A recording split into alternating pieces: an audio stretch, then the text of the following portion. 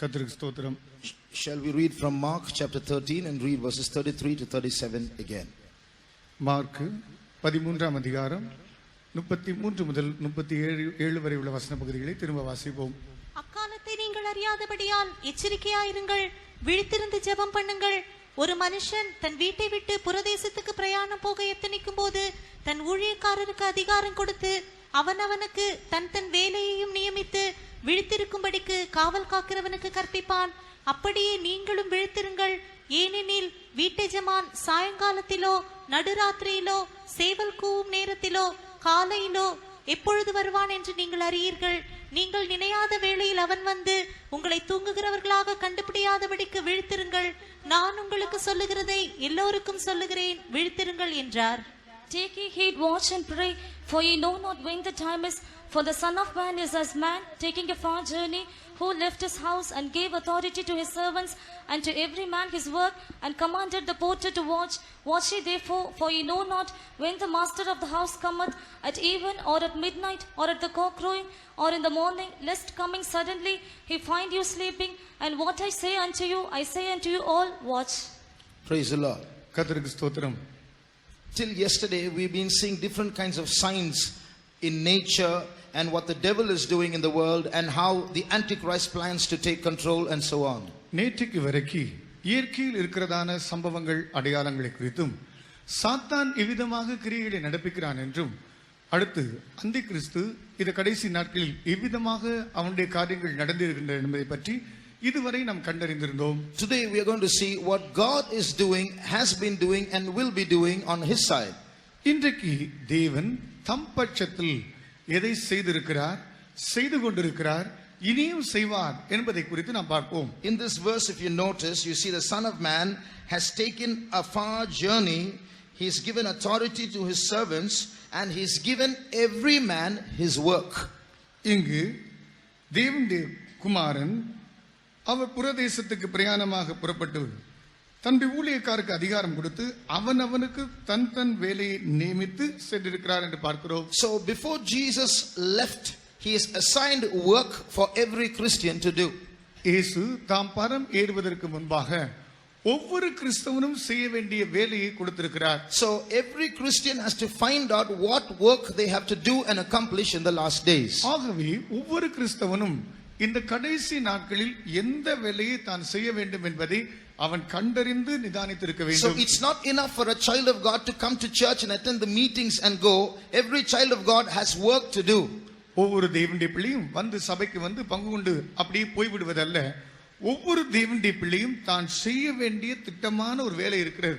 This work is not assigned after you were born. It is something that existed even before you were born.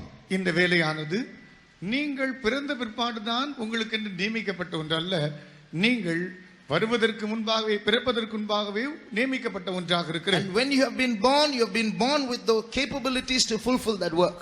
நீங்கள் பிறக்கும் போதே இந்த வேலையை நிறைவேற்றக்கூடிய அத்தனை திறன்களோடு தான் உண்டாக்கப்படுகிறீர்கள். So dear brother, dear sister, when we stand before God, அருமையான சகோதரனே சகோதரியே, நாம் தேவனுக்கு முன்பாக போய் நிற்கையில் we should be able to say, Lord, we have finished that work that you have asked us to do. ஆண்டவரே, நீர் எங்களிடத்தில் கேட்டதான வேலையை நாங்கள் செய்திருக்கிறோம் என்று சொல்லக்கூடிய நிலையில் இருக்க வேண்டும். We shouldn't be like that lazy man with that one talent who buried it and lived as he liked. ஒரு தாளந்தை பெற்றதான மனுஷன் அவன் நிலத்திலே புதைத்து போட்டதை போல சோம்பலான அந்த ஊழியக்காரனை போல நாம் போய் சொல்லக்கூடாது. So it is very important that we find out what work God has planned for us and we have to do it and finish it. தேவன் நமக்காக எந்த வேலையை நியமித்திருக்கிறார் என்பதை கண்டறிந்து அதை பூர்த்தி செய்ய ஜாக்கிரதை உள்ளவர்களாக நாம் இருக்க வேண்டும். So we Christians have to be very very busy in these last days. ஆகவே கிறிஸ்தவர்களாகிய நாம் மிகவும் மிகவும் அலுவல் உள்ளவர்களாக இருக்க வேண்டும். Now we are going to see what the qualifications are for us to go when Jesus comes. இயேசு வரும்போது நம்முடைய வருகையில் நாம் கடந்து போவதற்கு நமக்கு தேவையான தகுதிகள் என்னதென்று காண்போம். Listen carefully. ஜாக்கிரதையாக கவனியுங்கள். Because there are different teachings in different churches. Please listen from the word of God. What is the qualification for a child of God to be caught up when Jesus comes? பல சபைகளில் பலவிதமான போதனைகளை கேட்டறிந்திருப்பீர்கள். தேவனுடைய வசனத்திலிருந்து ஒரு தேவனுடைய பிள்ளை கர்த்தருடைய வருகையில் எடுத்துக் கொள்ளப்படுவதற்கு என்ன செய்ய வேண்டும் என்பதை குறித்து நாம் காண்போம். It is not enough to be born again.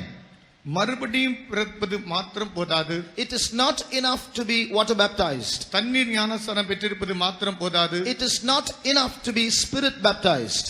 ஆவியின் அபிஷேகம் பெற்றிருப்பது மாத்திரம் போதாது. It is not enough to stand for divine healing. தெய்வீக சுகத்துக்கென்று நிற்பது மாத்திரம் போதாது. There is a higher qualification beyond all these that qualify us to go when Jesus comes. இயேசு வரும்போது அவருடைய வருகையில் நாம் எடுத்துக்கொள்ளப்படுவதற்கு ஒரு உயர்நிலையில் இருக்கிறதான ஒரு தகுதி நமக்கு தேவை. All these are basic necessities: salvation, water baptism, Holy Spirit. They are all necessary to help us to achieve that standard. அந்த நிலவரத்தை அளவை நாம் அடைவதற்கு மறுபடியும் நாம் ரட்சிக்கப்படுவது, ஞானஸ்தானம் எடுப்பது, அபிஷேகம் பெறுவது, இவைகள் எல்லாம் அடிப்படையாக இருக்கக்கூடிய அவசிய பகுதிகள் தான். If you turn to 1 John chapter 3 and read verses 2 and 3. முதலாம் யோவான் 3ஆம் அதிகாரம் 2-3 வசனங்களை நாம் படிக்கையில், பிரியமானவர்களே, இப்பொழுது தேவனுடைய பிள்ளைகளாய் இருக்கிறோம், இனி எவ்விதமாயிருப்போம் என்று இன்னும் வெளிப்படவில்லை. ஆகிலும் அவர் வெளிப்படும் போது அவர் இருக்கிற வண்ணமாகவே நாம் அவரை தரிசிப்பதினால் அவருக்கு ஒப்பாயிருப்போம் என்று அறிந்திருக்கிறோம். அவர் மேல் இப்படிப்பட்ட நம்பிக்கை வைத்திருக்கிறவன் எவனும் அவர் சுத்தமுள்ளவராயிருக்கிறது போல தன்னையும் சுத்திகரித்துக் கொள்ளுகிறான். Beloved, now are we the sons of God, and it doth not yet appear what we shall be, but we know that when he shall appear, we shall be like him, for we shall see him as he is. And every man that hath this hope in him purifieth himself even as he is pure. Here we read about the coming of Jesus. இங்கே இயேசுவின் வருகை குறித்து படிக்கிறோம். Everyone who has this hope that Jesus is going to come again, if they want to be caught up, must purify himself even as Jesus is pure. இயேசு கிறிஸ்து வருகிறார் என்று அவருடைய வருகை குறித்ததான நம்பிக்கையுடைய ஒவ்வொருவனும் அவர் சுத்தமுள்ளவராய் இருக்கிறது போல தன்னைத்தானே அவன் சுத்திகரிக்கிறவனாக இருக்க வேண்டும். So we have to be pure, not just pure, but pure like Jesus is pure. நாம் ஏதோ சுத்தமல்ல, இயேசு கிறிஸ்து சுத்தமுள்ளவராய் இருப்பது போல அது போலவே சுத்திகரிக்க வேண்டும். Therefore, the standard to be caught up when Jesus comes is not salvation, is not to be born again, is not to accept Jesus Christ as your personal savior. That's just the starting point. The standard is we have to become like Jesus in our character. இயேசு கிறிஸ்து வரும்போது அவருடைய வருகையிலே எடுத்துக்கொள்ளப்படும் போது அவருடைய எடுத்துக்கொள்ளப்படக்கூடியதான ஜீவிய அளவானது ஏதோ நாம் ரட்சிக்கப்படுவது மறுபடியும் பிறக்கிறதான அந்த அளவு மாத்திரமல்ல, நாம் இயேசு கிறிஸ்து எந்த சாயலை உடையவராக இருக்கிறாரோ அதே சாயலுக்கு எதுவாய் நாம் ரூபப்படுவது. Read Ephesians chapter 4 verses 11 to 13. எபேசியர் 4ஆம் அதிகாரம் 11 முதல் 13 வரை உள்ள வசன பகுதிகள். மேலும் நாம் அனைவரும் தேவனுடைய குமாரனை பற்றும் விசுவாசத்திலும் அறிவிலும் ஒருமைப்பட்டவர்களாகி கிறிஸ்துவினுடைய நிறைவான வளர்ச்சியின் அளவுக்கு தக்க பூரண புருஷராகும் வரைக்கும் பரிசுத்தவான்கள் சீர்பொருந்தும் பொருட்டு சுவிசேஷ ஊழியத்தின் வேலைக்காகவும் கிறிஸ்துவின் சரீரமாகிய சபையானது பக்தி விருத்தி அடைவதற்காகவும் அவர் enough. Read 12 and 13 in English. For the perfecting of the saints, for the work of the ministry, for the edifying of the body of Christ, till we all come in the unity of the faith and of the knowledge of the Son of God, unto a perfect man, unto the measure of the stature of the fullness of Christ. Here we have to consider certain terms. இங்கு சில பதங்களை நாம் கவனிக்க வேண்டும். Perfecting of the saints. பரிசுத்தவான்கள் சீர்பொருந்தும் பொருட்டு. If being born again or accepting Jesus as your personal savior is enough to go when Jesus comes, why should we speak about the perfecting of the saints? நீங்கள் இயேசு வரும்போது அப்படி வருகையிலே எடுத்துக்கொள்ளப்படுவதற்கு இயேசுவை ஏற்றுக்கொண்டால் மாத்திரம் போதும், மறுபடியும் பிறந்தால் மாத்திரம் போதும் என்றால் பரிசுத்தவான்கள் சீர் பொருந்த வேண்டும் என்று ஏன் சொல்ல வேண்டும்? So it is not even enough to be a saint, you have to become a perfect saint. நீங்கள் ரட்சிக்கப்படுவது மாத்திரமல்ல, நீங்கள் பூர்ணமாக்கப்பட்ட பரிசுத்தவானாக இருக்க வேண்டும். Not only that, we read of a perfect man in this passage. இந்த பகுதியிலே ஒரு தேறின புருஷன் என்று வாசிக்கிறோம். Not only that, we read of the measure of the stature of the fullness of Christ. கிறிஸ்துவுடைய நிறைவான வளர்ச்சியின் பூரண அளவுக்கு தக்க என்று வாசிக்கிறோம். So we see here, it's not enough to be born again, it's not enough to be Pentecostal, we have to grow beyond that. நாம் மறுபடியும் பிறத்தல் ஏதோ பெந்தெகோஸ்தே வகுப்பை சேர்ந்தவர்களாக இருப்போம் என்றல்ல, அதையும் தாண்டி இருக்கிறது. Look at what St. Paul says in Philippians chapter 3. பிலிப்பியர் 3ஆம் அதிகாரத்தில் பரிசுத்த பவுல் சொல்வதை பாருங்கள். Read verse 11. 11ஆம் வசனம். அவருக்காக எல்லாவற்றையும் நஷ்டம் என்று விட்டேன். verse 10. 10ஆம் வசனம். இப்படி நான் அவரையும் அவருடைய உயிர்த்தெழுதலின் வல்லமையையும் அவருடைய பாடுகளின் ஐக்கியத்தையும் அறிகிறதற்கும் அவருடைய மரணத்திற்கொப்பான மரணத்திற்குள்ளாகி எப்படியாயினும் நான் மரித்தோரிலிருந்து உயிரோடு எழுந்திருப்பதற்கு தகுதியாகும்படிக்கும். Look at, sir, read in English please. 11. That I may know him and the power of his 11 resurrection. 11 in English. If by any means I might attain unto the resurrection of the dead. Look at that word, by any means. எப்படியாயினும். This is Saint Paul speaking. இது பரிசுத்த பவுல் சொல்கிறது. He's already a saint. அவர் ஏற்கனவே பரிசுத்தவான். He's an apostle.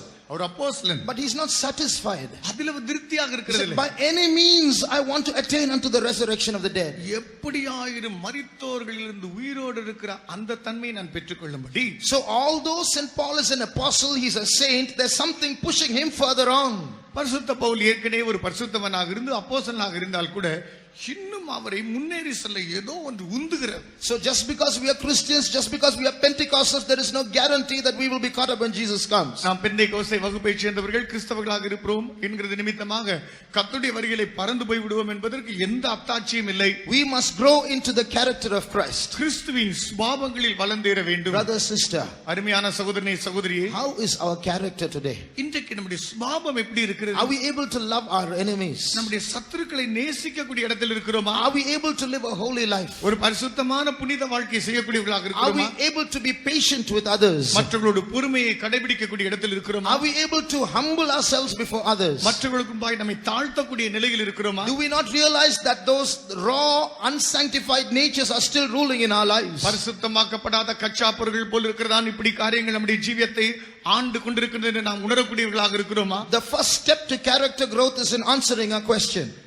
ஒரு சுபாவ வளர்ச்சிக்கு வளர்கிறேன் என்பதற்குரியதான கேள்விக்கு கொடுக்கக்கூடிய ஒரு கேள்வி இதுதான்.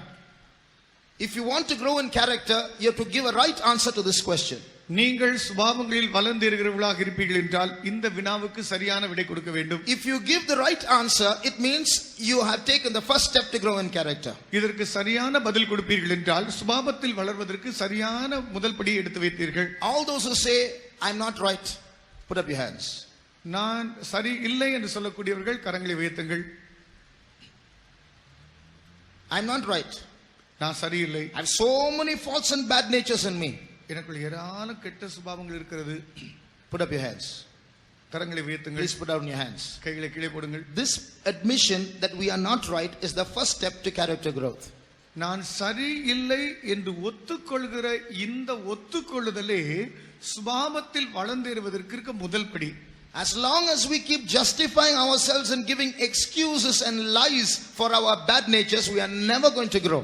நாம் நம்மை நாமே நீதிகரித்து நம்முடைய கெட்ட சுபாவங்களுக்கு நாமே இவைகளுக்கெல்லாம் சாக்கு போக்கு சொல்லிக் கொண்டிருப்போம் என்றால் நாம் இதிலே வளர்ந்தேறவே மாட்டோம். But when we humble ourselves before our God, before our Maker, before the one who is forming and shaping us, and when we admit our true state, that's when he can start molding us. நம்முடைய தேவனும் நம்முடைய சிருஷ்டித்தருமாகிய நம்முடைய படைத்து உருவாக்கின அவருக்கு முன்பாக நம்மை நாமே தாழ்த்தி நம்முடைய உண்மையான நிலவரத்தை நாம் ஒத்துக்கொள்வோம் என்றால் அதுவே நம்முடைய சுபாவங்களில் வளர்வதற்கு முதல் படியாக அமைந்துவிடும். So let the main prayer in these days be, Lord, I want to grow in your character.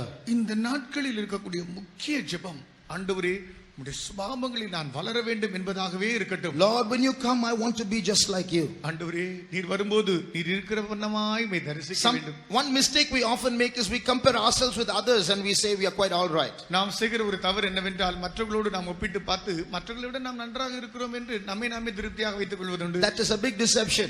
அது ஒரு பெரிய வஞ்சனை. Our standard is not other people, our standard is Christ. நம்முடைய ஜீவியத்தின் வாழ்க்கை அளவு மற்றவர்கள் அல்ல, நமது ஆண்டவரே அளவாக இருக்கிறார். The moment we compare ourselves with others, then we will slow down in our race. மற்றவர்களோடு நம்மை நாம் ஒப்பிட்டு பார்க்க ஆரம்பிக்கும் போதே நம்முடைய ஓட்டத்தில் நாம் தளர நாம் மெதுவாக ஓட ஆரம்பித்து விடுகிறோம். So we should not pat ourselves saying everybody is like this, so I will be all right in the sweet by and by. That's not the standard. எல்லாருமே நன்றாக இப்படியே தான் இருந்து கொண்டிருக்கிறாள், அவை எல்லாம் போகிற பிரகமாக போகட்டும் என்று சொல்லி நம்மை நாமே தட்டி கொடுத்து வாழக்கூடாது. We have to compare ourselves with Christ and we have to grow fast. கிறிஸ்துவோடு நம்மை ஒப்பிட்டு பார்த்து துரிதமாக முன்னேறி வளர வேண்டும். 1 minute shall we close our eyes? ஒரு நிமிடம் நம்முடைய கண்களை மூடுவோம்.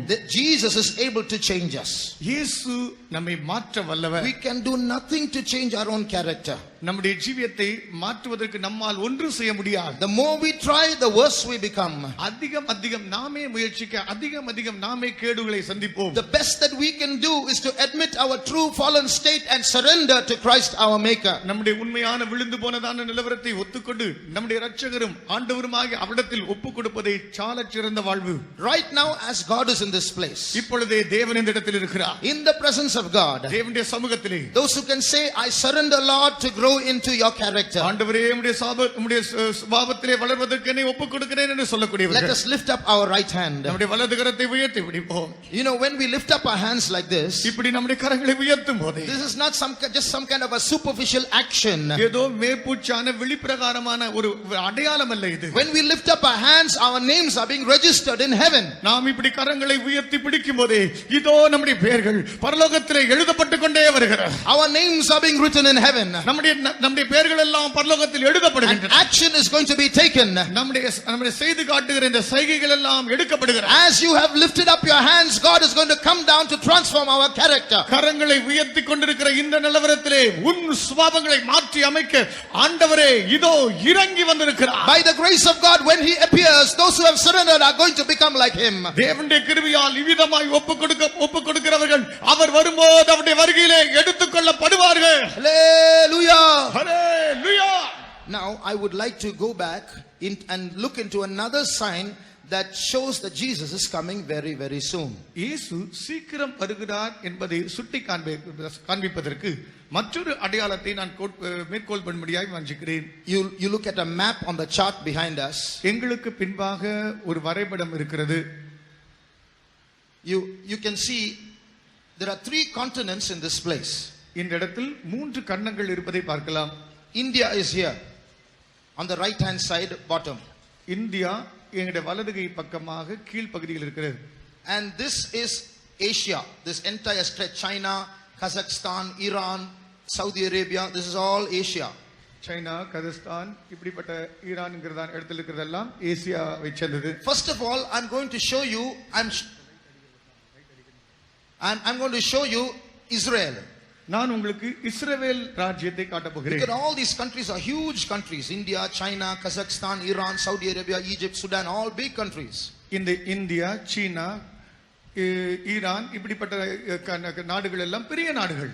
This gray patch here in the middle, that's Israel. நான் இங்கு சிகப்பு புள்ளி மூலமாக உங்களுக்கு காண்பிக்கிறேன் அல்லவா, இதுதான் இஸ்ரவேல் நாடு. Those who are at the back are unlucky, but those who are in front can see Israel. Those who are back can't even see the country. இந்த துருக்கி என்று மேலே எழுதப்பட்டிருக்கிறது, அதுக்கு கீழ்பாக இருக்கிறது தான் இந்த இஸ்ரவேல் நாடு. If you compare Israel with India, this country, இந்த இஸ்ரவேல் நாட்டை பாரத தேசத்தோடு நீங்கள் ஒப்பிட்டு பார்ப்பீர்கள் என்றால் Israel is smaller than half of Tamil Nadu.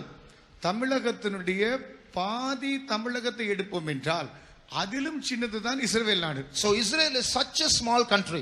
இஸ்ரவேல் அவ்வளவு சின்ன நாடு. Secondly, we are going to see the position of Israel. இரண்டாவது, இஸ்ரவேல் நாடு அமைந்திருக்கிறதான அதனுடைய ஸ்தானம், அரசியல் அமைப்பை பார்க்க போகிறோம். Read Ezekiel chapter 5 and verse 5. எசேக்கியேல் 5:5 படிக்கும்போது, கர்த்தராகிய ஆண்டவர் சொல்லுகிறது என்னவென்றால், இதுவே எருசலேம், புறஜாதிகளின் நடுவிலே நான் அதை வைத்தேன், அதை சுற்றிலும் தேசங்கள் இருக்கிறது. Thus saith the Lord God, this is Jerusalem, I have set it in the midst of the nations and countries that are round about her. See, so God is saying, I've set Jerusalem or Israel in the middle, and there are many countries round about her. தேவன் சொல்கிறார், இஸ்ரவேலை நான் अनेक தேசங்கள் நாடுகளுக்கு நடுவே வைப்பேன், அதை சுற்றி பல நிறைய நாடுகள் இருக்கும். I told you this entire bit is Asia, this entire right part. நான் இப்பொழுது சிவப்பு புள்ளியாக சுற்றி வட்டமிட்டு காட்டுகிறேனே, இவ்வளவு பெரிதான பரப்பளவு தான் ஆசிய கண்டம். Now if you look below Israel, this entire bit is Africa, the continent of Africa. இஸ்ரவேலுக்கு கீழ் பகுதியாக இருக்கக்கூடிய இந்த பெரிய நிலப்பரப்பு ஆப்பிரிக்கா கண்டம். If you look at the northwest part of Israel, this whole bit is Europe. இந்த இஸ்ரவேல் ராஜ்யத்தின் வடமேற்கு பகுதியில் இருக்கிற நிலப்பரப்புகள் அனைத்தும் ஐரோப்பா கண்டத்தை சார்ந்தன. So Israel is in the center of, or the joining point of 3 continents. 3 கண்டங்களின் அந்த முக்கண்டங்களினுடைய ஒரு இணைப்பின் மைய பகுதியில் இருப்பதுதான் இந்த இஸ்ரவேல் நாடு. So Israel is fulfilling this verse Ezekiel 5:5. There are so many countries round about her. Jerusalem is in the middle. நான் இஸ்ரவேலை புறஜாதிகளின் நடுவே வைப்பேன், எருசலேம் இந்த தேசத்தின் நடுவிலே இருக்கும் என்று சொல்லப்பட்டதான எசேக்கியேல் 5:5 நிறைவேறுதெல்லாம் இஸ்ரவேல் ராஜ்யத்தினுடைய அது பூமியிலே ஸ்தாபிக்கப்பட்ட இடத்தின் மூலம் சொல்லக்கூடியது. The third thing that would be worth mentioning is, இங்கு சொல்லக்கூடியதான மூன்றாவது ஒரு காரியம், this might surprise many of you. உங்களில் அநேகருக்கு இது மிக வியக்கக்கூடிய ஒன்றாக இருக்கும். If you turn to Genesis chapter 2, ஆதியாகமம் 2ஆம் அதிகாரத்தை திருப்புவோம் என்றால், there are 4 rivers mentioned there that passed through the Garden of Eden. Eden தோட்டத்தின் வழியாக பாய்ந்து சென்றதான 4 ஆறுகள் இருக்கிறது. The first place is Eden. Inside Eden there's a garden. முதல் இடம் ஏதேன், ஏதேனுக்குள் ஒரு தோட்டம் இருக்கிறது. So from Eden one river goes out. அந்த ஏதேனிலிருந்து ஒரு நதி புறப்பட்டு போகிறது. When it goes into the garden, it divides into 4 parts. அந்த தோட்டத்துக்குள் அந்த நதி பாய்ந்து உள்ளே பிரவேசிக்கையில் 4 பிரிவுகளாக பிரிகிறது. So inside the garden there are 4 rivers flowing out through the garden and out of the garden. இந்த தோட்டத்துக்குள்ளே பிரவேசிக்கும் போது ஒரு நதி 4 பிரிவுகளாக பிரிந்து தோட்டத்தை விட்டு வெளியும் 4 பிரிவுகளாக பிரிந்து ஓடுகிறது. Now there are certain hints given in that scripture portion in verses 11 to 14. Those 4 rivers are mentioned and the locations are also given. இங்கு ஆதியாகமம் 2ஆம் அதிகாரம் 11 முதல் 14 வரை உள்ள வசன பகுதியில் இந்த 4 ஆறுகளும் இவைகள் ஓடுகிறதான இந்த பகுதிகளும் அதை பற்றிதான சில குறிப்புரைகளும் கொடுக்கப்பட்டிருக்கிறது. To go into the details of this thing will take up a lot of time. I will tell you as briefly as possible. இதை விவரமாக சொல்ல வேண்டும் என்றால் ஏராளம் நேரத்தை எடுத்துவிடும். ஆகவே முடிந்த அளவுக்கு சுருக்கமாக சொல்லி முடிக்கிறேன். The first river is called Pison. முதலாம் ஆற்றுக்கு பைசோன் என்று பெயர். It says it surrounds the whole land of Havilah.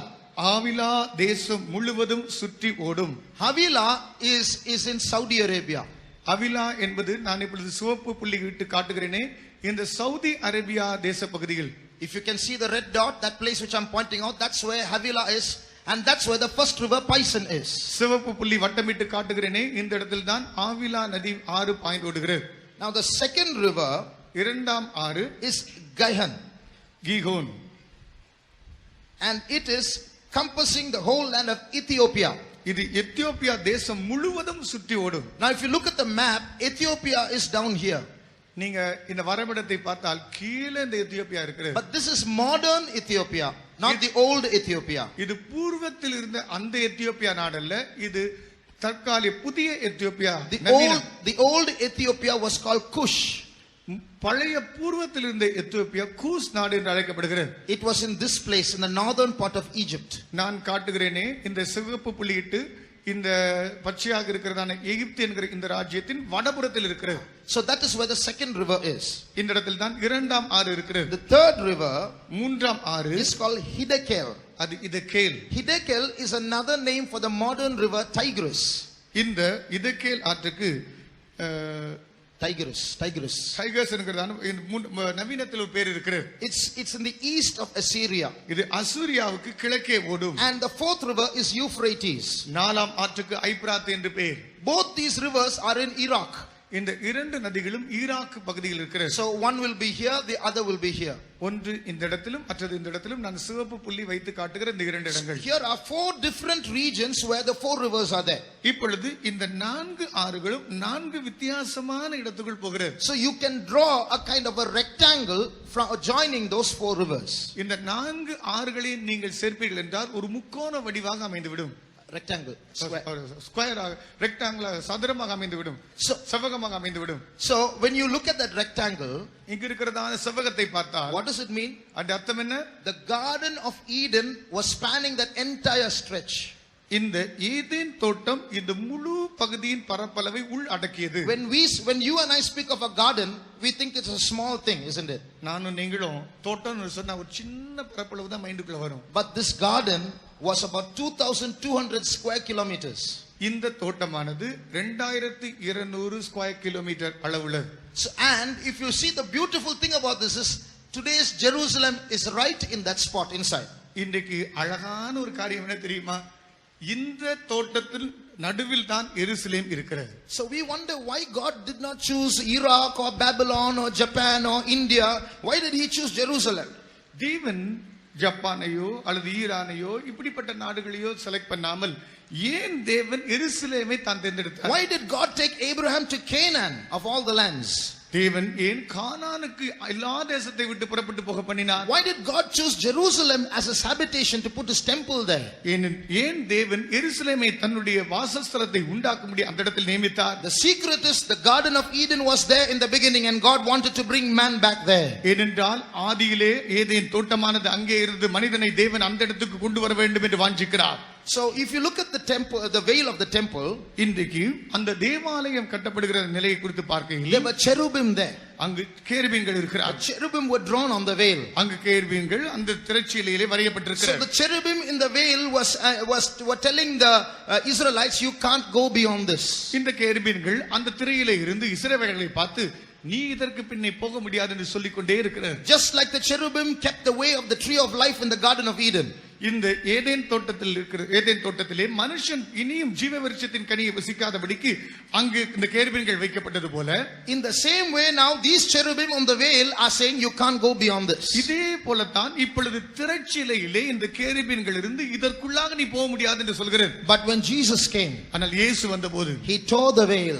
அந்த திரைச்சீலையை கிழித்தார். Now we, the children of Adam, we have access not just to the literal Garden of Eden, we have a literal access to go beyond the veil in heaven to New Jerusalem. ஆதாமின் பிள்ளைகளாகிய நாம் எழுத்தின்படி இருக்கிறதான இந்த தோட்டத்துக்குள்ளே போவதற்குரியதான ஸ்லாக்கியத்தை பெற்றது மாத்திரமல்ல, நாம் தேவனுடைய தோட்டத்துக்குள்ளே போகக்கூடியதான பெரிய ஸ்லாக்கியத்தை நாம் பெற்றிருக்கிறோம். Now we are going to come to the history of Jerusalem. எருசலேமின் சரித்திரத்துக்கு நாம் வரப்போகிறோம். If you turn to Luke chapter 21 and read verse 24. லூக்கா 21 அதிகாரம் 24 வசனத்துக்கு வந்தால்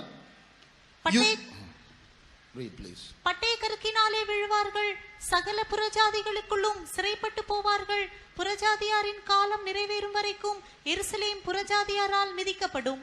And they shall fall by the edge of the sword, and shall be led away captive into all nations, and Jerusalem shall be trodden down of the Gentiles, until the times of the Gentiles be fulfilled. So this verse says there's going to be a period, it's called the times of the Gentiles, when other nations will use Jerusalem as a carpet.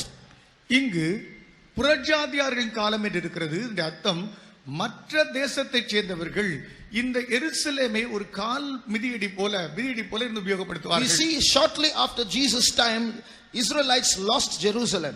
இயேசுவின் காலம் முடிந்து கொஞ்ச காலத்துக்குள்ளாக இஸ்ரவேல் ஜனங்கள் எருசலேமை இழந்து விட்டார்கள். For almost 2000 years, Jerusalem was in the hands of other people. கிட்டத்தட்ட 2000 வருஷம் அளவும் எருசலேம் மற்ற ஜனங்கள் வசம் இருந்தது. The Romans had it for some time. ரோமர்கள் கொஞ்ச காலம் வைத்திருந்தார்கள். And then after that, the Byzantines had it for some time. அதுக்கு Byzantines அவர்கள் வைத்திருந்தார்கள். After that, the Crusaders took over. அதுக்கு பிற்பாடு Crusaders என்று அழைக்கப்படுகிறவர்கள் Then the வைத்திருந்தார்கள். British had control over Jerusalem. அதுக்கு பிற்பாடு ஆங்கிலேயர்கள் இதை கட்டுப்படுத்தி வைத்திருந்தார்கள். So just like Jesus said, for many days, for the times of the Gentiles will tread upon Jerusalem. புறஜாதியாருடைய காலம் என்று சொல்கிறது போல இந்த காலம் நிறைவேறும் வரைக்கும் புறஜாதியாரால் எருசலேம் மிதிக்கப்பட்டது. Even in the Old Testament there was a prophecy about this. பழைய ஏற்பாட்டு காலத்திலும் இதை பற்றி ஒரு தீர்க்கதரிசனம் இருக்கிறது. In Hosea chapter 3 verses 4 and 5, ஓசியா 3 அதிகாரம் 4-5 வசனங்களில் it says, for many days Israel will be without a king, without a sacrifice, without an ephod. இந்த இஸ்ரவேல் அநேக நாட்கள் ராஜா இல்லாமல் ஏபோத் இல்லாமல் பலி இல்லாமல் இருப்பார்கள். So which means that temple or Jerusalem will be taken away from them. அந்த அர்த்தம் எருசலேம் இந்த தேவாலயம் அவர்களிருந்து எடுக்கப்பட்டிருக்கும். So as a prophecy, Jerusalem was in the hands of enemies for 2000 years at a stretch, 1900 years. தீர்க்கதரிசன பகுதியாக இந்த எருசலேம் 1900 வருஷம் கிட்டத்தட்ட அந்த அளவு புறஜாதியார் வசம் இருந்தது. But at the same time, God also promised a restoration to Jerusalem. அதே நேரத்தில் தேவன் எருசலேமுக்கு ஒரு திரும்பி சேர்க்கக்கூடிய ஒரு காலத்தையும் வரைந்து வைத்திருந்தார். If you look at read the book of Joel, God says, I am going to restore those years that you have lost. தேவன் யோவேலுக்கு தீர்க்கதரிசனமாக உரைக்கையில் நீ இழந்து போன வருஷத்தின் பலனை உனக்கு திரும்ப கொடுப்பேன் என்றார். I'm going to give back those years which the palmer worm and the canker worm and the caterpillar have eaten. பச்சை புழுகள், வெட்டுக்கிளிகள், முசுக்கொட்டை செடி இவைகள் எல்லாம் மேய்ந்து போட்டதான பட்சித்து போட்ட வேண்டிய வருஷத்தின் இழந்த பலனை உனக்கு திரும்ப தருவேன். Now if you look at history, சரித்திரத்தை பார்த்தால் on the first day we saw that 2 world wars have taken place both in the last century. கடந்த நூற்றாண்டிலே 2 உலக மகா யுத்தங்கள் நடைபெற்றன என்று முதலாம் நாளிலே தியானித்தோம். Looking back at the map, இந்த வரைபடத்தை பார்ப்போம் என்றால் you look at Israel, இஸ்ரவேலை பார்த்தால் such a small country, அவ்வளவு சின்ன நாடு. but in the first world war, just imagine all these nations fighting in 2 teams. Israel was a very important figure in that first world war. கவனிங்கள், இந்த முதல் உலக மகா யுத்தத்தில் இவ்வளவு நாடுகள் இருந்து 2 அணிகளாக பிரிந்து ஒன்றோடு ஒன்று யுத்தத்தை கோர்த்து கொண்டிருக்கிறது. இஸ்ரவேலோ சின்னஞ்சிறிய நாடாக இருக்கிறது. But it is so important in the first world war. ஆனா இதுதான் உலக மகா யுத்தம், முதல் உலக மகா யுத்தத்தின் முக்கியமான காரியம். If you look at the second world war, இரண்டாம் உலக மகா யுத்தத்தை பார்த்தால் Israel was a chief figure in the second world war. இரண்டாம் உலக மகா யுத்தத்தின் முக்கியமான பிரதானமான புள்ளி இதுதான். Hitler killed 60 lakhs of Jews. Hitler யூதர்களில் 60 லட்சம் பேரை கொன்று குவித்தான். Why bother about such a small country? ஏன் அவ்வளவு ஒரு சின்ன நாடு இதை பத்தி எவ்வளவு விஷயம் பொறுப்பெடுத்து செய்றாங்க? Why in such a huge world war where all the countries of the world are fighting, why that small Israel is so important? இவ்வளவு உலகத்தின் நாடுகள் அனைத்தும் ஒன்றோடு ஒன்று 2 அணிகளாக மோதிக்கொண்டிருக்க சின்னஞ்சிறிய நாடாக இருக்கிற இஸ்ரவேல் ஏன் இவ்வளவு முக்கியம்?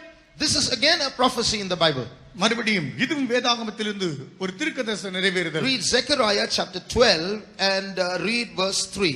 சகரியாவின் புத்தகம் 12ஆம் அதிகாரம் 3ஆம் வசனம். அந்நாளிலே நான் எருசலேமை சகல ஜனங்களுக்கும் பாரமான கல்லாக்குவேன். Enough.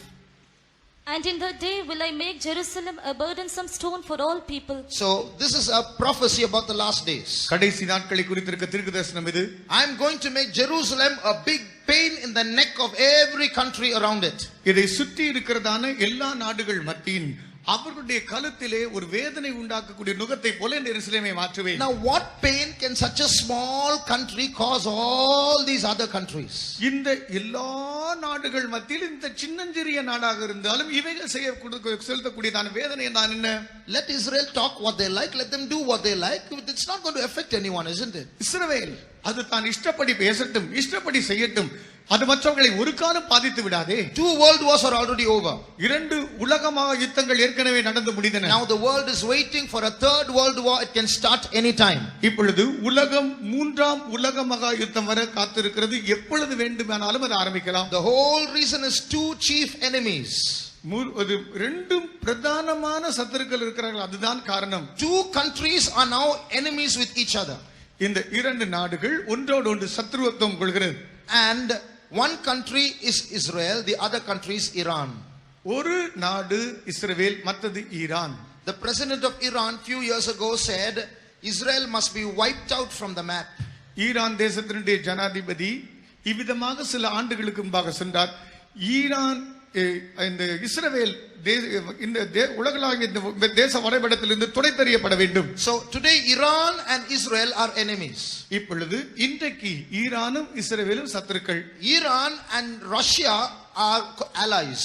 இந்த ஈரானும் ரஷ்யாவும் இவர்கள் இருவருமே ஒன்றோடு ஒன்று இருக்கிற நேச நாடுகள். Now what is going to happen is this. இப்பொழுது நடக்க வேண்டிய காரியம் இதுதான். All around Israel are Muslim countries. இந்த இஸ்ரவேல் ராஜ்யத்தை சுற்றி இருக்கிற நாடுகள் அனைத்தும் முகமதிய நாடுகள். Syria is Muslim, Jordan is Muslim, Iraq is Muslim, Saudi Arabia is Muslim, Iran is Muslim, Egypt is Muslim. All the countries around are all Muslim. Syria, Iraq, Saudi Arabia, Egypt இவைகள் அனைத்தும் முகமதிய நாடுகள். On the other side of Israel is the sea. இஸ்ரவேலுடைய மற்ற பகுதி கடல். On this side is Muslim countries. மற்ற இந்த எல்லா பகுதியும் முகமதிய நாடுகள். Now you see that Israel is isolated. இப்பொழுது இஸ்ரவேல் தனித்து விடப்பட்டிருக்கிறார். Even today normally America supports Israel. பொதுவாகவே அமெரிக்கா இஸ்ரவேலுக்கு மிகவும் ஒத்தாசை பண்ணும். But today the government of USA has become such that they will offer verbal support, but when it comes to war, it's not a guarantee that they will support Israel. இன்றைக்கு இருக்கிற புதிய அமெரிக்க அரசாங்கம் வாயளவில் தான் உங்களுக்கு ஒத்துழைப்பு கொடுக்கிறோம் என்று இஸ்ரவேலுக்கு சொல்கிறார்களே ஒழிய யுத்தம் என்று மூலம் என்றால் அவர்கள் எந்த அளவுக்கு உதவி கொடுப்பார்கள் என்பது தெரியாது. But what does the Bible say? ஆயினும் வேதம் என்ன சொல்கிறது? Read verse 3. மூன்றாம் வசனத்தை வாசியுங்கள். Zechariah 12:3. சகரியாவின் புத்தகம் 12ஆம் அதிகாரம் 3ஆம் வசனம். அந்நாளிலே நான் எருசலேமை சகல ஜனங்களுக்கும் பாரமான கல்லாக்குவேன், அதை கிளப்புகிற யாவரும் சிதைக்கப்படுவார்கள், பூமியில் உள்ள ஜாதிகள் எல்லாம் அதற்கு விரோதமாய் கூடிக்கொள்வார்கள். And in the day will I make Jerusalem a burdensome stone for all people. All that burden themselves with it shall be cut in pieces, though all the people of the earth be gathered together against it. In Tamil it says all the people of the earth will be gathered against it. In English it says all that burden themselves with Jerusalem will be cut in pieces, though all the earth be gathered against it. தமிழிலே பூமியில் உள்ளதான ஜாதிகள் எல்லாரும் அதற்கு விரோதமாக கூடிக்கொள்வார்கள் என்று இருக்கிறது. ஆங்கிலத்திலே although the whole earth gathers against it, they will all be broken in pieces. ஆங்கிலத்தில் எப்படி மொழிபெயர்க்கிறது என்றால், முழு பூமி அனைத்தும் இந்த இஸ்ரவேலுக்கு விரோதமாக கூட்டம் கூடினாலும் அவர்கள் துண்டம் துண்டமாக வெட்டப்படுவார்கள். So this is what is happening today. Israel is isolated, cornered, and no support from other countries. இஸ்ரவேல் இப்பொழுது மூலையிலே ஒதுக்கப்பட்டு தன்னந்தனிமையாகி எந்தவித ஒத்தாசையின்றி ஒதுக்கி வைக்கப்பட்டிருக்கிறது. But God says, I will support Israel. தேவன் சொல்லுகிறார், நான் இஸ்ரவேலுக்கு ஒத்தாசை பண்ணுவேன். Read verse 2. இரண்டாம் வசனத்தை வாசியுங்கள். இதோ சுற்றிலும் இருக்கிற எல்லா ஜனங்களுக்கும் நான் எருசலேமை தத்தளிப்பின் பாத்திரமாக்குகிறேன், எருசலேமுக்கு விரோதமாய் போடப்படும் முற்றுகையிலே யூதாவும் அப்படியே ஆகும். Behold, I will make Jerusalem a cup of trembling unto all the people round about. Enough. I will make Jerusalem a cup of trembling to all the people round about. நான் எருசலேமை சுற்றிலும் இருக்கிற எல்லா ஜனங்களுக்கும் நான் எருசலேமை தத்தளிப்பின் பாத்திரமாக்குகிறேன். In the year 1967, 1967ஆம் ஆண்டு many countries got ready to fight against Israel. அநேக நாடுகள் சேர்ந்து இஸ்ரவேலுக்கு விரோதமாய் யுத்தம் பண்ண ஆயத்தமாகி விட்டார்கள். The chief man was Nasser, the president of Egypt. எகிப்தினுடைய ஜனாதிபதியாக இருந்தவன் தான், அங்கு பிரதானமான தலைவனாக இருந்தான், அவன் பேர் Nassar. Before anybody could realize, Israel went and attacked all those countries. யாரும் உணர்ந்து விழிக்கிறதுக்கு முன்பாக இஸ்ரவேல் புறப்பட்டு போய் அத்தனை நாடுகளையும் சர்வநாசம் பண்ணிவிட்டது. In 6 days, Nasser surrendered. 6 நாள் நாசர் தன்னை அப்படியே சமர்ப்பித்து விட்டார். He got down from the president's post. தன்னுடைய ஜனாதிபதி பதவியிலிருந்து கீழே இறங்கி ராஜினாமா செய்தார். Big shame for the whole world. முழு உலகத்துக்கும் வெட்கப்பட்டு தலைகுனிய வேண்டிய சூழ்நிலை. Small country overcomes 6 countries all around it, much bigger than it. சின்னஞ்சிறிய நாடு இந்த இஸ்ரவேல் தன்னை சுற்றி பெரிய நாடுகளாக சுற்றி இருக்கிற அத்தனை பெரிய ராஜ்யங்களையும் காலி பண்ணி விட்டது. Not 1 year, not 2 years, 6 days the war was over. ஒரு நாள், ஒரு வருஷம், 2 வருஷம் யுத்தம் இல்ல, வெறும் 6 நாள் யுத்தம் தான். It was in that year, that 6-day war, that they got back whole of Jerusalem. அந்த 6 நாள் யுத்தத்தில் தான் முழு எருசலேமையும் தன்வசமாக்கி கொண்டார்கள். Even today, Jerusalem has become a big conflict.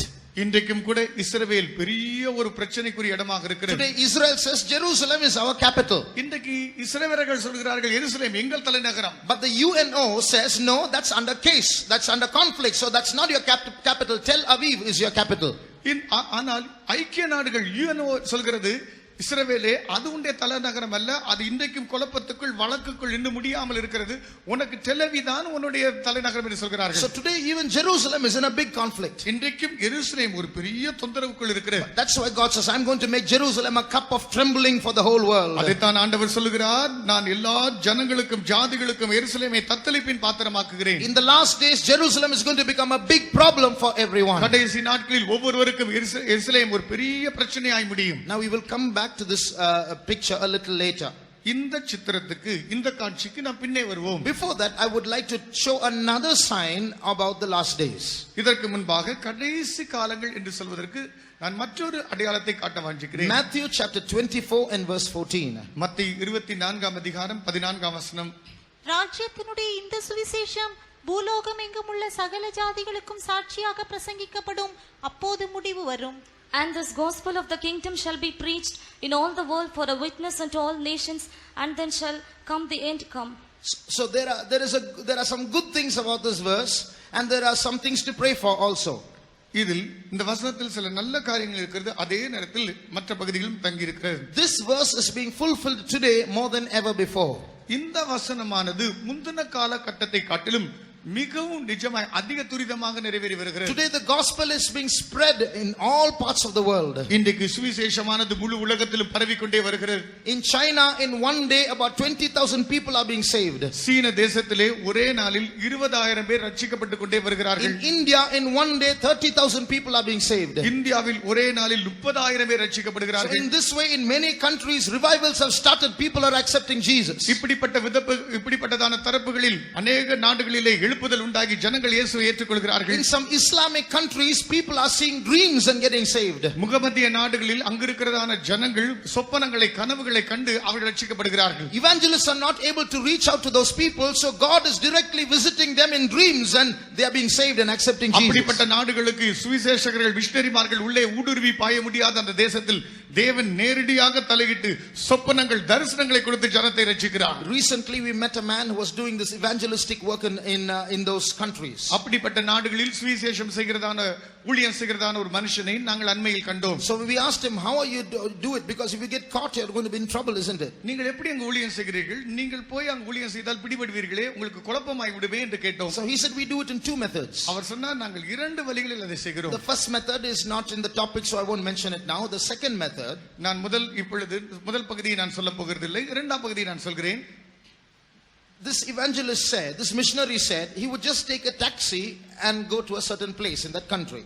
இந்த மிஷனரி சொன்னார் அந்த குறிக்கப்பட்டதான அந்த நாடுகளிலே ஒரு டாக்ஸியை வாடகைக்கு எடுத்து அந்த இதிலே போய் கொண்டே இருப்பது உண்டு. And he will pick up conversation with the driver. டிரைவரோடு கூட ஓட்டுநரோடு கூட சம்பாஷணை ஆரம்பிப்பார். In the beginning it will be just ordinary conversation. ஆரம்பத்தில் சாதாரண சம்பாஷணையாக இருக்கும். After some time he will just ask a question like this. சில நேரம் பிடித்த பிற்பாடு இவர் அவரை பார்த்து சில கேள்விகள் எழுப்புவது உண்டு. Have you or anyone in your family or someone in your village seen a dream about a man with a beard in a white dress recently? நீரோ உம்முடைய குடும்பத்தை சேர்ந்தவர்களோ உம்முடைய கிராமத்தை சேர்ந்தவர்களோ அண்மையில் சொப்பனத்தில் தாடி வைத்துக் கொண்டு ஒரு வெள்ளை அங்கி தரித்த ஒருவரை எப்பயாவது பார்த்திருக்கீங்களா? He said 90% the response would be the driver would go and turn and park in the corner, look back and says, how do you know? அவர் சொன்னார் இப்படி கேள்வி கேட்டால் போதும் 90% அந்த டிரைவர்மார் உடனே காரை ஓரமாக நிறுத்தி உங்களுக்கு இது எப்படி தெரியும் கேட்பார். Then the answer will be, the man who came in the dream to you or to your family, he's the one who sent me to talk to you.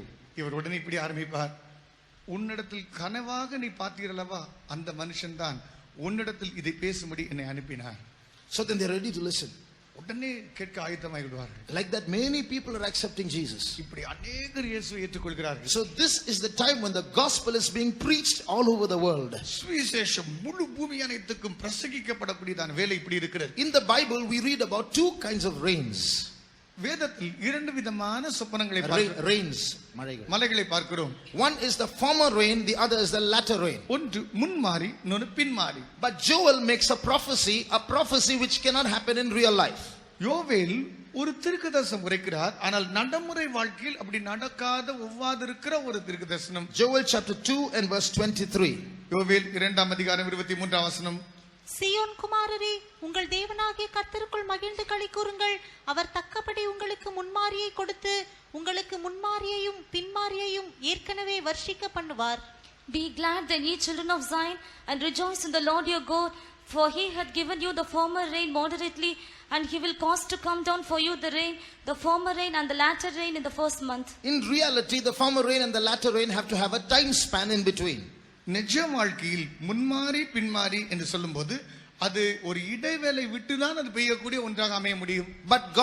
But in the spiritual realm here as a prophecy, both are going to come together. ஆனால் ஆவிக்குரிய ஆன்மீகமான ஒரு அர்த்தத்தில் தேவன் சொல்கிற இது ஒரு நிஜமான விதத்தில் அமைய போகிறது. James in his epistle in 5:7, James takes this and says, Jesus is going to come, but he's waiting for this former and latter rain. யாக்கோபு 5ஆம் அதிகாரம் 7ஆம் வசனத்தில் யாக்கோபு சொல்லும்போது இயேசு தம்முடைய வர காத்திருக்கிறார், அப்படிப்பட்டதான அந்த வேளையில் முன்மாறி பின்மாறி வர காத்திருக்கிறோம் என்று சொல்கிறார். In other words, before Jesus comes, or for the precious fruit or for the bride of Christ to get ready, this former and latter rain has to fall on the earth, a spiritual rain.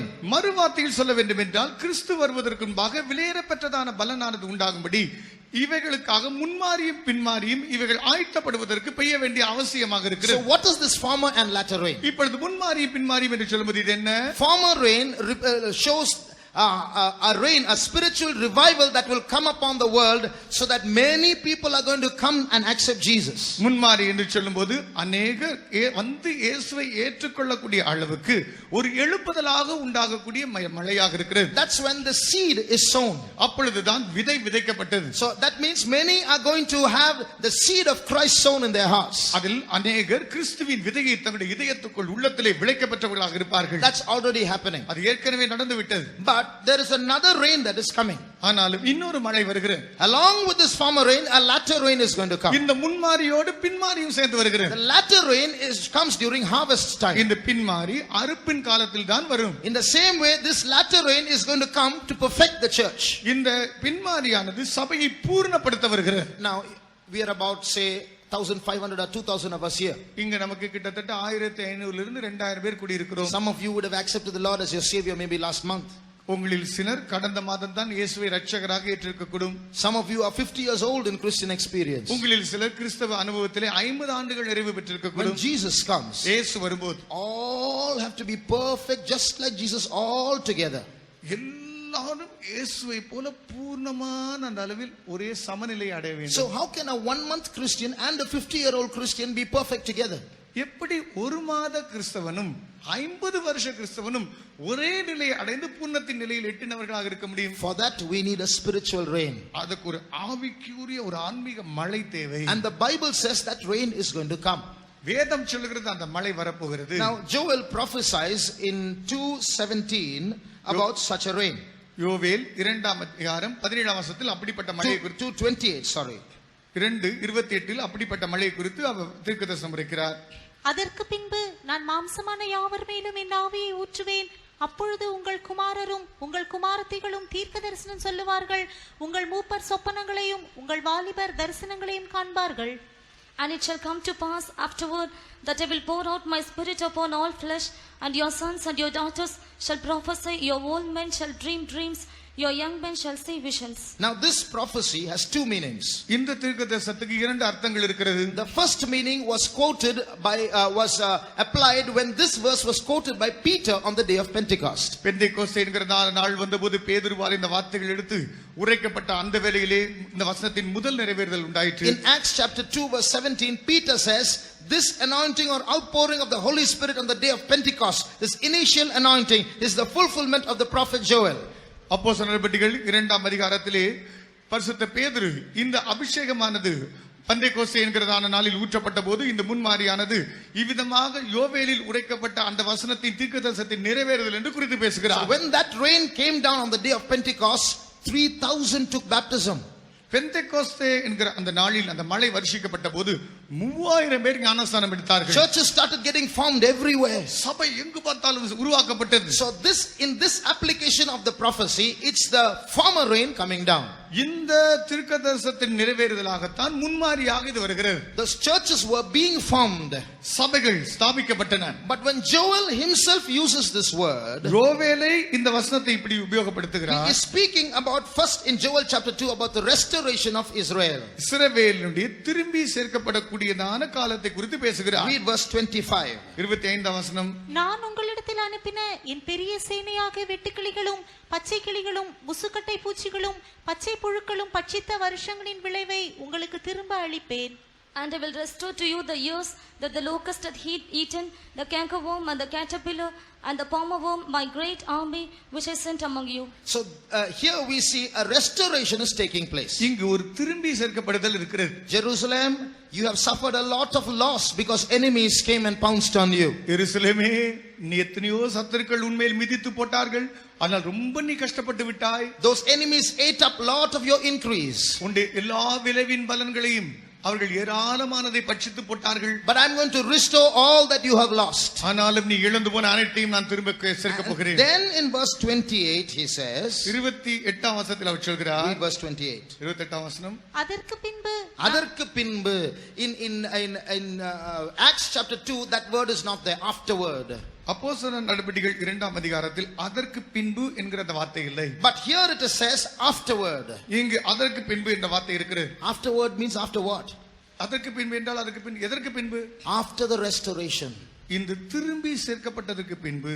That means God is going to pour out his rain for perfection at that time. தேவன் தம்முடைய பூர்ணத்தை உண்டாக்கும்படியாக அந்த வேளையிலே மழையை வர்ஷிக்க So போகிறார். although this verse was fulfilled on the day of Pentecost, பெந்தெகோஸ்தே என்கிற நாளில் இந்த வார்த்தை ஏற்கனவே நிறைவேறி இருந்தாலும் this verse is going to be fulfilled again in these days. இந்த நாட்களில் இந்த வசனமானது மறுபடியுமாக பூர்த்தியாக போகிறது. Because these are the days when God is not only restoring the literal Jerusalem. இது எழுத்தின்படி இருக்கிற எருசலேமை தேவன் திரும்பி சேர்க்கிறது மாத்திரமல்ல. In the year 1948, after 2000 years, Jerusalem became an independent city belonging to Israel once again. 2000 ஆண்டுகளுக்கு பின்பாக 1948ஆம் ஆண்டு எருசலேமானது திரும்பமாக இஸ்ரவேலுக்கு ஒரு சுயாதீனமான ஒரு நாடாக இருந்ததற்கு கிடைத்து And விட்டது. in 1967 they got back the entire Jerusalem. 1967ஆம் ஆண்டு முழுவதுமாக எருசலேமை தன்வசமாக்கிக் கொண்டார்கள். So just like Jerusalem was fully restored to Israel literally, எழுத்தின்படி முழுமையாக இஸ்ரவேலுக்கு எருசலேம் தன்வசமாக்கிக் கொண்டது போல it shall come to pass in the last days that even spiritual Jerusalem will be restored. அதுபோலவே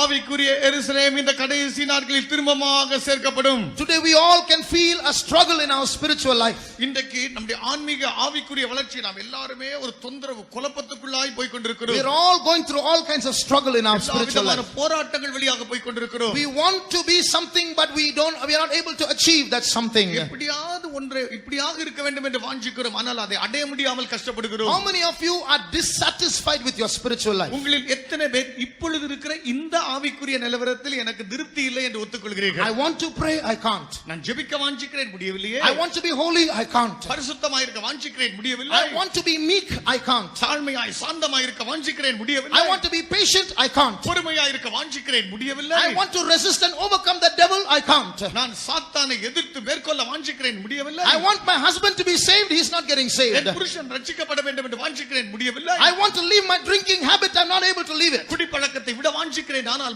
முடியவில்லை.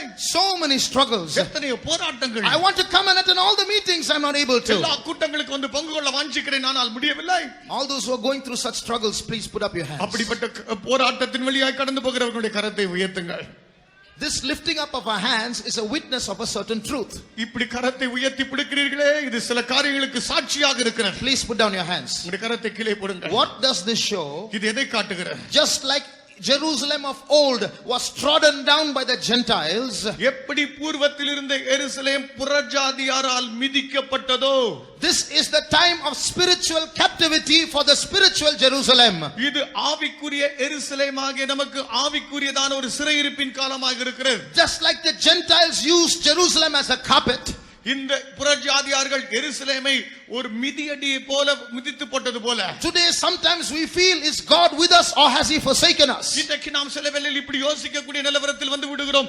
தேவன் நம்மோடு கூட தான் இருக்கிறாரா அல்லது கைவிட்டு விட்டாரா? So just like the people of Jerusalem were taken captives to Babylon, இஸ்ரவேல் ஜனங்கள் பாபிலோன் தேசத்துக்கு அடிமைகளாய் சிறைகளாக கொண்டு செல்லப்பட்டது போல, today the spiritual Jerusalem is also in a state of captivity. இன்றைக்கு பரம எருசலேமின் ஆவிக்குரியதான எருசலேம் கூட இப்படிப்பட்ட சிறைக்குள்ளே இருக்கிறார்கள். The raising up of our hands is a witness that struggle is going on in every house, in every heart, in every church. ஒவ்வொரு இருதயத்திலும் ஒவ்வொரு திருச்சபைகளிலும் இப்படிப்பட்ட போராட்டங்கள் தொடர்ந்து நடைபெற்றுக் கொண்டிருக்கின்றன என்பதற்கு கரங்கள் உயர்த்தி காட்டினீர்களே, இதுவே சாட்சி. We pray and pray and pray, but there's hardly any progress. ஜெபித்து முயற்சித்து பார்க்கிறோம், கொஞ்சம் தான் முன்னேற முடிகிறது. The cankerworm and the palmer worm and the caterpillar, they are eating up our increase. நாம் நம்முடைய விளைவின் பலர்களை பச்சை கிளிகளும் வெட்டு கிளிகளும் முசுக்கட்டை பூச்சிகளும் தின்று இருக்கிறது. We get filled in the spirit and we are so revived when we attend meetings like this. இப்படிப்பட்ட கூட்டங்கள் வரும்போது ஆவியில் நிரம்பி எழுப்புதல் அடைகிறோம். We are so happy and we go out with hope that we are going to improve in our spiritual life. நம்முடைய ஆவிக்குரிய ஜீவியத்திலே முன்னேறி விட்டோம் என்று மகிழ்ச்சி அடைந்து திரும்பி போகிறோம். But after 2 days the anointing is gone, the hope is gone, the happiness is gone. We are once again in the dunghill. 2 நாட்கள் சென்ற பிற்பாடு அபிஷேகம் போய்விட்டது, வல்லமை போய்விட்டது, சந்தோஷம் போய்விட்டது, திரும்பமாக குப்பை மேட்டை வந்து எட்டி விடுகிறோம். The old struggles have started once again. I'm the old person once again. பழைய போராட்டங்கள், பழைய தொந்தரவுகள், அதே ஆளாக மாறி விடுகிறோம். Lord, why is this happening again and again? ஆண்டவரே, மறுபடியும் ஏன் இவைகள் எங்களுக்கு சம்பவிக்கிறது? Dear brother and sister, this is the time when the children of God have to cry out. அருமையான தேவ ஜனமே, தேவனுடைய ஜனங்களாகிய நாம் எல்லாரும் ஒன்றாய் சேர்ந்து கதறி அழுது கூப்பிட வேண்டிய காலம் இதுவே. Read Joel chapter 2 and verse 16. யோவேல் 2:16 ஜனத்தை கூட்டுங்கள், சபையை பரிசுத்தப்படுத்துங்கள், And 17 also. 17. முதியோரை சேருங்கள், பிள்ளைகளையும் பாலுண்கிற குழந்தைகளையும் கூட்டுங்கள். மணவாளன் தன் அறையையும் மணவாட்டி தன் மறைவையும் விட்டு புறப்படுவார்களாக. கர்த்தரின் பணிவிடைக்காரராகிய ஆசாரியர்கள் மண்டபத்துக்கும் பலிபீடத்துக்கும் நடுவே அழுது, கர்த்தாவே, நீர் உமது ஜனத்தை தப்பவிட்டு புறஜாதிகள் அவர்களை பழிக்கும் நிந்தைக்கும் உமது சுதந்திரத்தை ஒப்புக்கொடாதிரும்.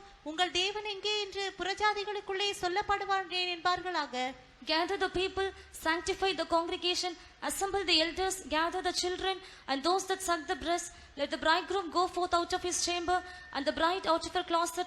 Let the priests, the ministers of the Lord, weep between the porch and the altar, and let them say, spare thy people, O Lord, and give not thine heritage to reproach, that the heathen should rule over them. Wherefore should they say among the people, where is thy God? In verse 15, it says, blow the trumpet in Zion, sanctify a fast, proclaim a fast. 15ஆம் வசனத்தில் சியோனில் எக்காலம் ஊதுங்கள், பரிசுத்த உபவாச நாளை நியமியுங்கள். These are the days of sanctification and fasting. இவைகள் பரிசுத்தமாக்குகிற சபையை சுத்திகரிக்கிறதான காலம். This is why the leaders of our church have ordained monthly sanctification meetings. இது நிமித்தமாகத்தான் நம்முடைய நடத்திப்புக்காரர்கள் மாதம் சுத்திகரிப்பு கூட்டம் வைக்கிறார்கள். This is why once in a year as a church we fast all over the world 6 days in a week. இது நிமித்தமாகத்தான் முழு உலகத்திலும் சர்வதேசிய அளவில் நம்முடைய சபை முழுவதும் வருஷத்தில் ஒருமுறை 7 நாட்கள் உபவாசிக்கிறோம். Because these are the days then we have to cry out to God in captivity. ஏனென்றால் சிறையிருப்பிலிருந்து கர்த்தரை நோக்கி கூப்பிட்டு அபயமிடுகிற காலம் இது. Look at what God is saying there. இங்கு தேவன் என்ன சொல்கிறார் தெரியுமா? Gather the people, ஜனத்தை கூட்டுங்கள், sanctify the congregation, சபையை பரிசுத்தப்படுத்துங்கள், call the elders, முதியோரை சேருங்கள், don't leave the children, பிள்ளைகளை விட்டு விடாதீர்கள், don't let them don't allow them to go home and play cricket, don't tell them they can grow and afterwards come to church, call them to church. அவர்கள் போய் cricket விளையாடுவதற்கு அவர்களை விட்டு விடாதீர்கள், அவர்களை எல்லாம் கண்டிப்பாக அழைத்து சபையில் உட்கார வையுங்கள். Don't leave the babies at home, bring the babies also. சிறு குழந்தைகள் சிசுக்கள் இருக்கிறார்களே அவர்களையும் விட்டு விடாதீர்கள், அந்த சிசுக்களை கூட தூக்கி கொண்டு சபைக்கு வாருங்கள். And look at the shocking news after that. இதற்கு பின்பாக இருக்கக்கூடியதான அதிர்ச்சி ஊட்டக்கூடிய வார்த்தை என்ன தெரியுமா? Couple is getting married. ஒரு மணமகன் மணமகள் கல்யாணமாக போகிறது. They are getting dressed up to come for the wedding. கல்யாணத்துக்கென்று உடை உடுத்தி அலங்கரித்து வந்து விட்டார்கள். God is saying stop that wedding. ஆண்டவர் சொல்கிறார் அந்த கல்யாணத்தை நிறுத்து. Go and sit in the fasting prayer. போய் உபவாச ஜெபத்தில் உட்காருங்க. Let the bridegroom go forth out of his chamber and the bride out of her closet. மணவாளன் தன் அறையும் மணவாட்டி தன் மறைவையும் விட்டு புறப்படுவார்களா. Let the priests and the ministers of the Lord weep. கர்த்தரின் பணிவிடைக்காரராகிய ஆசாரியர்கள் அழுது புலம்புவார்களா. Let them say, Lord, spare thy people. இதோ தேவனே உம்முடைய ஜனத்தை தப்பவிடும் என்று கதறுவார்களா. Lord, the enemies are ruling over us. ஆண்டவரே சத்துருக்கள் எங்களை ஆளுகிறார்கள். They are challenging us and asking, where is your God? அவர்கள் எங்களை பார்த்து சவால் விட்டு தேவன் எங்கே என்று கூப்பிடுகிறார்கள். Brothers and sisters, these are the days when we have to cry out to God in our captivity. சகோதரா சகோதரி, இந்த நாட்கள் நம்முடைய சிறையிருப்பின் காலம். இந்த நேரத்தில் நாம் கதறி அழுது புலம்ப வேண்டிய வேலை இது. Before we go to the next thing, அடுத்த காரியத்துக்கு நாம் செல்வதற்கு முன்பாக now shall we spend about 2-3 minutes in prayer? இப்பொழுது 2-3 நிமிடங்கள் ஜெபத்தில் கழிப்போமா? We are going to cry out to the Lord. கர்த்தரை நோக்கி கதறி கதறி அழப்போகிறோம். We don't just want to go from one stage to another just speaking words. ஏதோ வார்த்தைகளை அள்ளி கொட்டி ஒரு பாயிண்ட்க்கு பின்பாக மற்றொரு பாயிண்ட்க்கு செல்ல நாங்கள் வாஞ்சிக்கவில்லை. Let us all for 2 or 3 minutes cry out to God. நாம் எல்லாரும் சேர்ந்து 2-3 நிமிடங்கள் கர்த்தரை நோக்கி கதறி கூப்பிடுவோம். Did you not lift up your hands saying there is a struggle going on in my life? நீ உன்னுடைய கரங்களை உயர்த்தி என் வாழ்க்கைக்குள் போராட்டம் போய் கொண்டிருக்கிறது என்று நீ சொன்னாய் அல்லவா? Do you not realize that there are enemies trying to capture your soul? சத்துரு உன்னுடைய ஆத்துமாவை பிடித்து போக வந்து விட்டான் என்று நீ உணர்ந்து சொல்லவில்லையா? Do you not realize that you want to win but you are not able to win?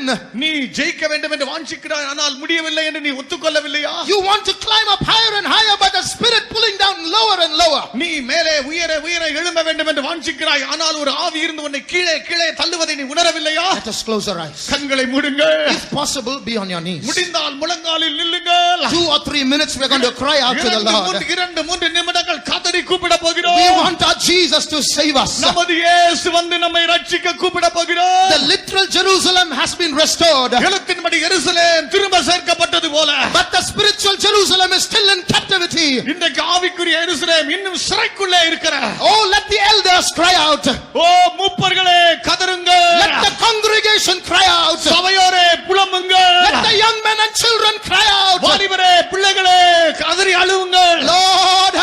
on us. அப்போ எங்கள் மேல் இரக்கமாயிரும். Lord, the enemies are ruling over us. சத்துருக்கள் எங்களை ஆண்டு கொண்டிருக்கிறார்கள். Lord, restore Jerusalem to its original state. எருசலேமை அதன் ஆதி நிலவரத்துக்கு திரும்பி சேர்த்து நிறுத்தும். Destroy those insects that are eating our increase, oh God. எங்கள் விளைவின் பலன்களை பட்சித்ததான அந்த பூச்சிகளை நீ அழித்துவிடும். Jesus.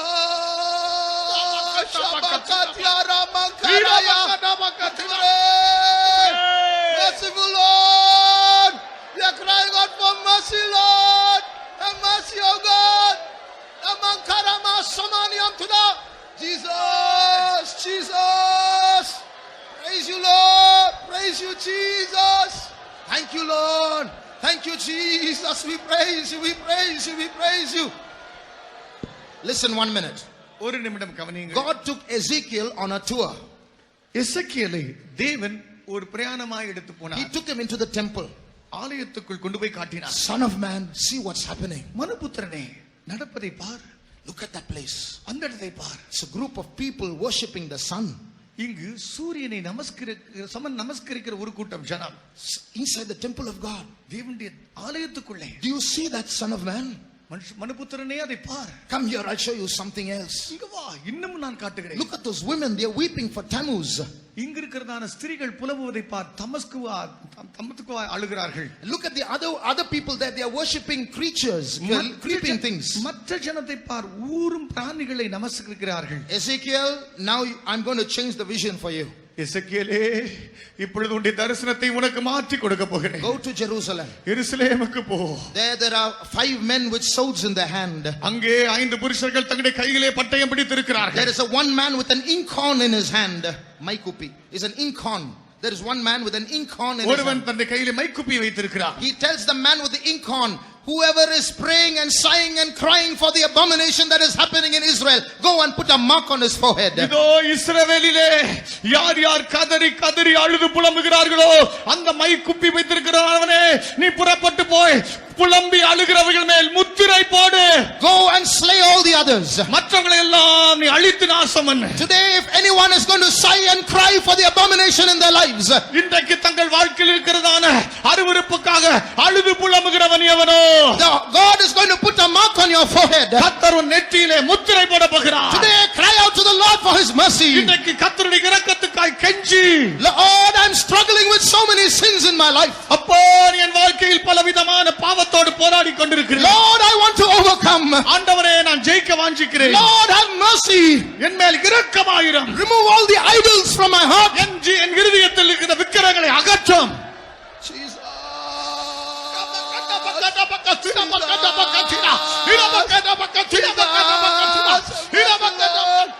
What transgressions are hypocrisies, Lord. புலம்பலின் ஆவி, புலம்பலின் சத்தம், புலம்பலின் you, ஆவி, புலம்பலின் Jesus. கதறி கதறி அழுது புலம்பி ஜெபிக்கிற புலம்பலின் வல்லமை.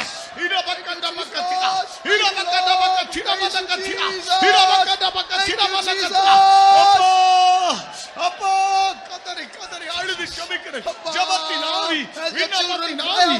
அப்போ அப்போ கதறி கதறி அழுது ஜெபிக்கிற ஜெபத்தின் வல்லமை. Let us sit down, but let our eyes be closed. நாம் அப்படியே அமர்வோம், கண்கள் மூடி இருக்கட்டும். Those who are reading the Bible, please read Joel chapter 2 verse 18. யோவேல் 2ஆம் அதிகாரம் 18ஆம் வசனத்தை வேதம் வாசிக்கிறவர்கள் மட்டும் வாசிக்கட்டும். When we cry out to the Lord, what is going to happen? நாம் கர்த்தரை நோக்கி கதறி கதறி அழும்போது என்ன நடக்கிறது என்று பாருங்கள். Read verse அப்பொழுது கர்த்தர் தமது தேசத்துக்காக வைராக்கியம் கொண்டு தமது ஜனத்தை கடாட்சிப்பார். Then will the Lord be jealous for his land and pity his people. Read verse 21. 21. தேசமே பயப்படாதே, மகிழ்ந்து களிக்கூறு, கர்த்தர் பெரிய காரியங்களை செய்வார். Fear not, O land, be glad and rejoice, for the Lord will do great things. Shabaya Samtura Mankaraba Samtuna. Ya Mankaramaya Kalaba Samtuna Nama. Ya Rama Shamankarama Kalaya Tuna.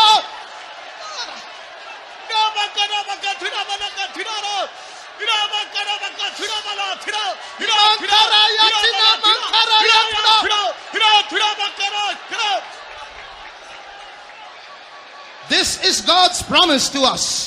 தேவன் நமக்கு கொடுக்கிற வாக்குத்தத்தம் இதுவே. Fear not, O land. தேசமே பயப்படாதே. The enemy is troubling you, but fear not, O land. சத்துருவானவன் உன்னை தொந்தரவு பண்ணி உன்னை போராடி கொண்டிருக்கிறான். தேசமே பயப்படாதே. You may be going through a time of famine in your life, but fear not, O land. நீ ஒருவேளை பஞ்சத்தின் காலத்தின் வழியாய் கடந்து போகலாம். ஆனாலும் தேசமே பயப்படாதே. The locusts may be eating your increase, but fear not, O land. ஓ தேசமே, வெட்டுக்கிளிகள் உன்னுடைய விளைவின் பலனை பட்சித்து போட்டிருக்கலாம். தேசமே பயப்படாதே. The Lord will do great things. கர்த்தர் பெரிய காரியங்களை செய்வார். The Lord will do great things. கர்த்தர் பெரிய காரியங்களை செய்வார். Say it with your mouth, the Lord will do great things. வாயை திறந்து சத்தமாய் சொல்லுங்க, கர்த்தர் பெரிய காரியங்களை செய்வார். Let the enemy hear it, the Lord will do great things. அதோ அந்த சத்துரு கேட்கட்டும், கர்த்தர் பெரிய காரியங்களை செய்வார். Today. Thank you, Jesus. Thank you, Lord. We thank you, Jesus. We praise you, Lord. Hallelujah. Hallelujah. There's no time. Let's be seated. நேரமில்லை, நாம் உட்காருவோம். Now, just like Jerusalem, the literal Jerusalem is under a great controversy. எழுத்தின்படி இருக்கிற எருசலேம் பெரிதான இப்படிப்பட்ட போராட்டத்துக்குள் பிரச்சனைகள் இருப்பது போல, Israel says Jerusalem is ours. இஸ்ரவேலர்கள் சொல்கிறார்கள் எருசலேம் எங்களுடையது. The neighboring country says no, Jerusalem is ours. அண்டை நாடுகள் சொல்கிறார்கள் இல்லை, எருசலேம் எங்களுடையது. Even the UNO says no, Jerusalem is not yours. UNO ஐக்கிய நாடுகள் கூட சொல்கிறது இந்த எருசலேம் உங்களுடையதல்ல. So just like literal Jerusalem is in a controversy, எழுத்தின்படி இருக்கிறதான இந்த எருசலேம் ஒரு பிரச்சனைக்குரியதான சர்ச்சைக்குரிய இடம் போல, even so the spiritual Jerusalem is under a case. அதுபோல ஆவிக்குரியதான இந்த எருசலேமும் கூட ஒரு வழக்கில் இருக்கிறது. Today God has promised Jerusalem for us. இன்றைக்கு தேவன் எருசலேம் நமக்கு என்று வாக்கு But பண்ணியிருக்கிறார். Satan has filed a case against the church of God. ஆயினும் சாத்தான் தேவனுடைய சபைக்கு விரோதமாக அவன் வழக்கு தொடுத்திருக்கிறான். No, they cannot have it. இல்லை இல்லை, அவர்கள் அதை பெற முடியாது. They cannot have what I did not get. நான் பெற முடியாததை அவர்கள் பெற முடியாது. I will ascend above the stars of God and I will capture Zion. வானத்தின் நட்சத்திரங்களுக்கு ஏறுவேன், நான் சீயோனை பிடிப்பேன். And that place belongs to me. அந்த இடம் எனக்கே சொந்தம். I will not allow these human beings to get to that place. இந்த மனுஷர்கள் அந்த இடத்துக்கு ஏறி வருவதை நான் தடுப்பேன். That's called the case of Zion. அதுவே சீயோனின் வழக்கு. Read Isaiah chapter 34 and verse 8. ஏசாயா 34 அதிகாரம் 8 வசனம். அது கர்த்தர் வழி பழிவாங்கும் நாள், சீயோனுடைய வழக்கு நிமித்தம் பதிலளிக்கும் வருஷம். For it is the day of the Lord's vengeance and the year of recompenses for the controversy of Zion. So here we read about the controversy or the case of Zion. இங்கு சீயோனின் வழக்கை குறித்து வாசிக்கிறோம். At the same time we read there is a year of recompense, a day of vengeance in that controversy. அதே நேரம் இதில் பழிவாங்குகிறதான வருஷம் என்று இந்த வழக்கின் பகுதியில் பார்க்கிறோம். So today Satan is holding us. இன்னைக்கு சாத்தான் நம்மை பிடித்து பார்க்கிறான். I am not going to let these human beings go. இந்த மனிதர்கள் புறப்பட்டு போவதை நான் விட மாட்டேன். No, they cannot go to Jerusalem, they cannot go to Zion. அவர்கள் எருசலேமுக்கு போக முடியாது, சீயோனுக்கு போக முடியாது. But our God is fighting the case for us. ஆயினும் நமது தேவன் நம்முடைய வழக்குக்காக யுத்தம் பண்ணிக்கொண்டே இருக்கிறார். Day and night your names are being mentioned in heaven. இரவும் பகலும் உன்னுடைய பெயர்கள் பரலோகத்திலே சொல்லப்பட்டு கொண்டே வருகிறது. Satan is mentioning your names in heaven very often, saying no, these people cannot get there. சாத்தான் அடிக்கடி உன்னுடைய பெயரை சொல்லி இவன் அந்த இடத்துக்கு வர முடியாது, பரலோகத்துக்கு வர முடியாது என்று சொல்லிக் கொண்டே இருக்கிறான். But we are bought by the blood of Jesus. ஆனால் நாமோ இயேசுவின் இரத்தத்தினால் விலைக்கு வாங்கப்பட்ட ஜனம். And the Bible says he is going to fight and win the case very soon. வேதம் சொல்கிறது நாமோ அந்த யுத்தத்தை செய்து சீக்கிரமாக இந்த வழக்கிலே முடிசூட்டப்படுவோம். If you read Jeremiah chapter 51, எரேமியா 51 அதிகாரத்தில் படிக்கும்போது you will read a promise there. அங்கு ஒரு வாக்குத்தத்தத்தை பார்க்கிறோம். Verse 37, 35 and 36. 35 36 வசனங்கள். எனக்கும் என் இனத்தாருக்கும் செய்த கொடுமையின் பழி பாபிலோன் மேல் வர கடவதென்று சீயோனில் வாசமானவள் சொல்லுகிறாள். என் இரத்த பழி கல்தேயர் தேசத்து குடிகளின் மேல் வர கடவதென்று எருசலேம் என்பவளும் சொல்கிறாள். ஆகையால் கர்த்தர் சொல்லுகிறது என்னவென்றால், இதோ நான் உனக்காக வழக்காடி உன் பழிக்கு பழி வாங்கி அதன் கடலை வரளவும் அதன் ஊற்றை சுவரவும் பண்ணுவேன். Read also the previous chapter, chapter 50 verses 33 and 34. 50 அதிகாரம் 33 34. 34. சேனைகளின் கர்த்தர் சொல்லுகிறது என்னவென்றால், இஸ்ரவேல் புத்திரரும் யூதா புத்திரரும் ஏகமாய் ஒடுங்குண்டார்கள். அவர்களை சிறையாக்கின யாவரும் அவர்களை விடமாட்டோம் என்று கெட்டியாய் பிடித்துக் கொண்டார்கள். அவர்களுடைய மீட்பரோவெனில் வல்லமையுள்ளவர், சேனைகளின் கர்த்தர் என்பது அவருடைய நாமம். தேசத்தை இளைப்பார பண்ணுவதற்கும் பாபிலோன் குடிகளை தத்தளிக்க பண்ணுவதற்கும் அவர்களுடைய வழக்கை அவர் நடத்துவார். Hallelujah. Hallelujah. We are all guilty. நம்ம எல்லாரும் குற்றவாளிகள். We have all made many mistakes. நம்ம நிறைய தவறு But செய்தவர்கள். we have a good God on our side. ஆயினும் ஒரு நல்ல தேவன் நம் பக்கமாக இருக்கிறார். And he is fighting the case for us. அவர் நமக்காக இந்த வழக்கை எடுத்து நடத்துகிறார். All we like sheep have gone astray. எல்லா ஆடுகளும் திசைகெட்டு போனவர்கள். We like sheep have gone astray. நாம் ஆடுகளாய் திசைகெட்டு போனவர்கள். We have turned in our own ways. நாம் நம்முடைய சொந்த வழியாய் சிறந்து போனோம். We have altogether become filthy. நாம் முற்றுமுடி தீட்டுப்பட்டு போனோம். There is none that doeth good, no, not one. நல்லவன் ஒருவனுமே இல்லை, நன்மை செய்கிறவன் ஒருவனுமே இல்லை. But still we are the begotten of God. ஆயினும் நமக்கொன்று உண்டு, நாம் தேவனால் பிறந்த ஜனம். Therefore we belong to him, we are his family. ஆகவே நாம் அவருக்கும் அவருடைய குடும்பத்துக்குமே சொந்தம். Though we are weak, he is strong. நாம் பலவீனராய் இருந்தாலும் நமது தேவனோ பலசாலியாய் He இருக்கிறார். is going to fight the case for our us. நமக்காக இந்த வழக்கிலே யுத்தம் பண்ணுவார். You know how he is going to fight the case? எப்படி அவர் யுத்தம் பண்ண போகிறார் தெரியுமா? Today he is allowing us to struggle இன்றைக்கு நாம் கஷ்டப்பட நமக்கு இடம் கொடுக்கிறார். because there's a lot of iniquity inside us. என்னன்னா நமக்கு நிறைய அக்கிரமம் இருக்கிறது. So he's allowing those struggles so that we might repent and humble ourselves. நாம் மனம் திரும்பி தாழ்த்தும்படி இந்த கலக்கத்தின் வழி நம்மை So நடத்துகிறார். till then the case will go on. ஆனாலும் வழக்கில் தவறாக செல்லாது. So it will go on going on till we humble ourselves. நாம் நம்மை தாழ்த்தும் வரைக்கும் வழக்கு அப்படியே போய்க்கொண்டே இருக்கும். So he will break us and break us and break us till we are totally broken. உடைத்து உடைத்து உடைத்து முற்றுமுடிய நொறுங்குற வரைக்கும் நம்ம உடைப்போம். Once the case is over, once we are totally broken, நாம் முற்றுமுடிய உடைந்து நொறுங்கின பிறகு God will turn the case to our side. கர்த்தர் வழக்கை நம் பக்கமாய் சாதகமாய் திருப்புவார். In the story of Shakespeare in The Merchant of Venice, Merchant of Venice என்கிறதான Shakespeare வரைந்ததான அந்த கதையில் there's a case going on there. அங்கே ஒரு வழக்கு நடந்தது. There one man borrowed a lot of money from another man. அங்கு ஒரு மனுஷன் ஏராளம் பணத்தை மற்றவரிடத்திலிருந்து வாங்கி விட்டான். And he said, I'll give it back to you. நான் திரும்பி உனக்கு தருகிறேன். He said, what's the guarantee you'll give it back to me? அவன் சொன்னான், நீ திரும்பி கொடுப்பதனுடைய அத்தாட்சி என்ன? No, I will give it back to you. இல்ல நான் தருவேன். So the other man said, all right, if you don't give it back to me, நீ அதை திருப்பி தராவிட்டால் I will take a pound of flesh from you. உன்னிலிருந்து ஒரு bound எடை உள்ளதான இறைச்சி மாம்சத்தை பிடுங்கி விடுவேன். He said, all right. சரி என்றார். So the man gave him the money.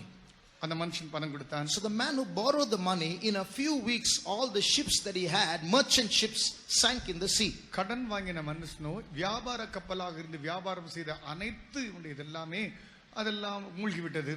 And suddenly loss. திடீர் இழப்பு. Now he can't return the money. பணத்தை திரும்ப கொடுக்க So முடியவில்லை. the other man said, give me the money. மற்ற மனுஷன் வந்து கேட்டான், பணத்தை திருப்பி கொடு. He said, I've lost my ships. என் கப்பல் எல்லாம் இழந்துட்டேன். Then you have to give me a pound of flesh. அப்ப சொன்னா, நீ ஒரு பவுண்ட் எடை உள்ள உன் இறைச்சி எனக்கு கொடுக்கணும், மாம்சத்தை. Please have mercy. தயவு செய்து இரக்கமா இருங்க. No, இல்லை. you have to give me a pound of flesh. இல்ல, நீ ஒரு பவுண்ட் எடை உன்னுடைய உடல் மாம்சத்தை எனக்கு So கொடுக்கணும். they went to court. வழக்காடு மன்றத்துக்கு போனாங்க. The case was going on. வழக்கு போய்க்கொண்டே இருந்தது. That man asked for mercy. இந்த மனுஷனோ இரக்கத்துக்காய் மன்றாடினான். This man says, no, I justly told you, you said you'll give me a pound of flesh, I'm going to take a pound of flesh. அப்பொழுது இவன் சொன்னான், நான் நியாயமாக கேட்டேன், நீ எப்படி ஒரு பவுண்ட் எடை உள்ளதான உன்னுடைய மாம்சத்தை எனக்கு கொடுக்கணும், கொடு. So the victim, the man who borrowed the money, he had a lawyer.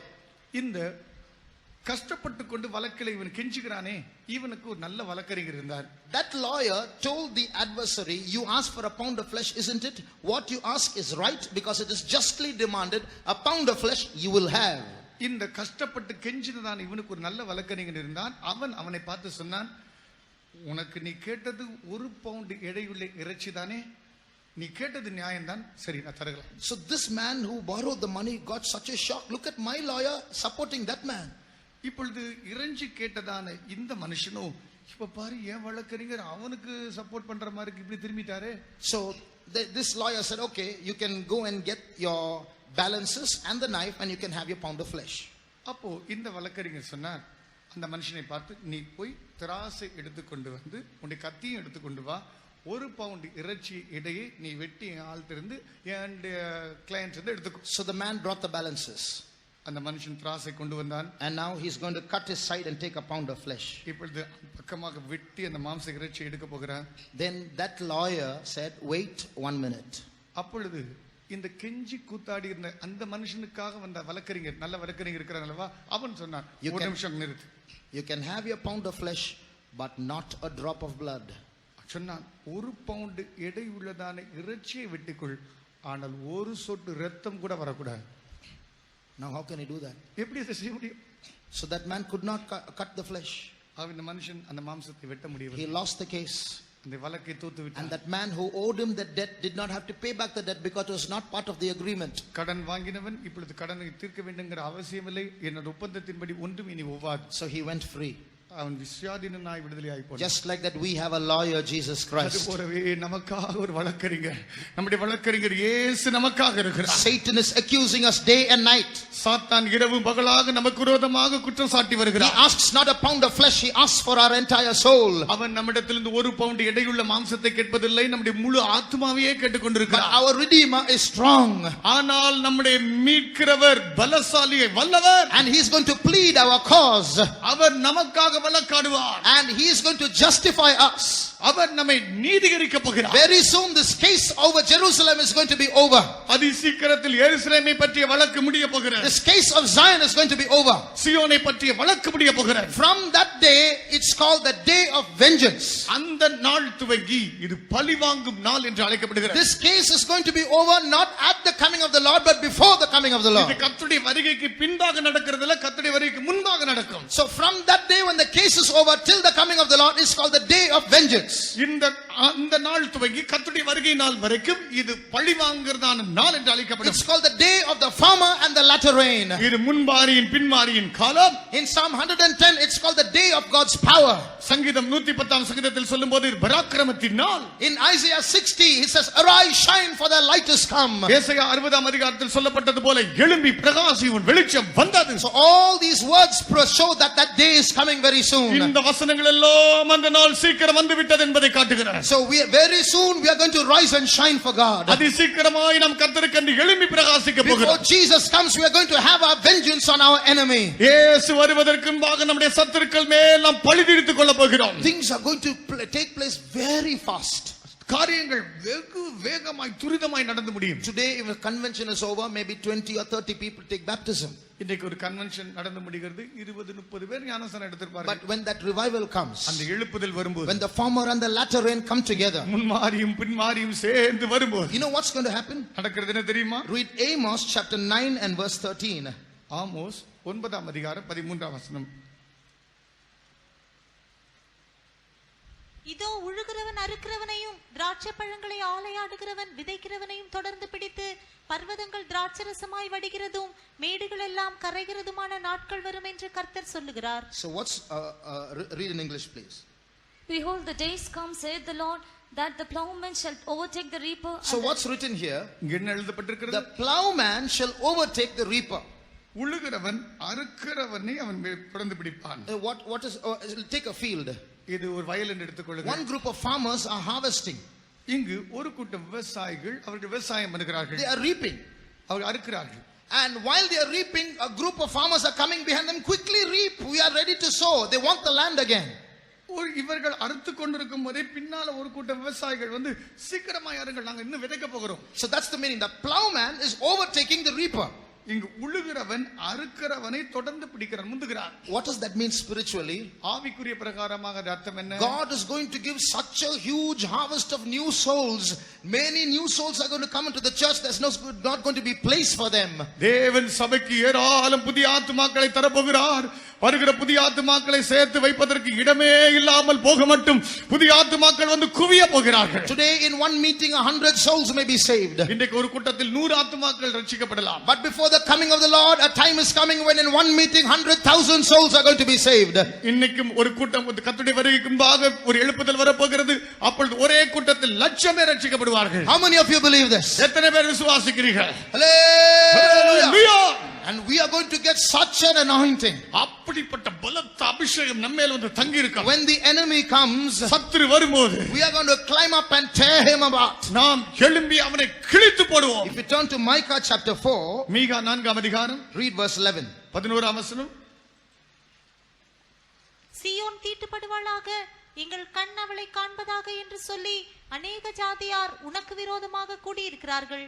Now also many nations are gathered against thee, that say, let her be defiled, and let her eye look upon Zion. Zion, many nations have gathered against you. சியோனே அநேக ஜாதிகள் உனக்கு விரோதமாக எழும்பி There are இருக்கிறார்கள். many nations, but they have one eye.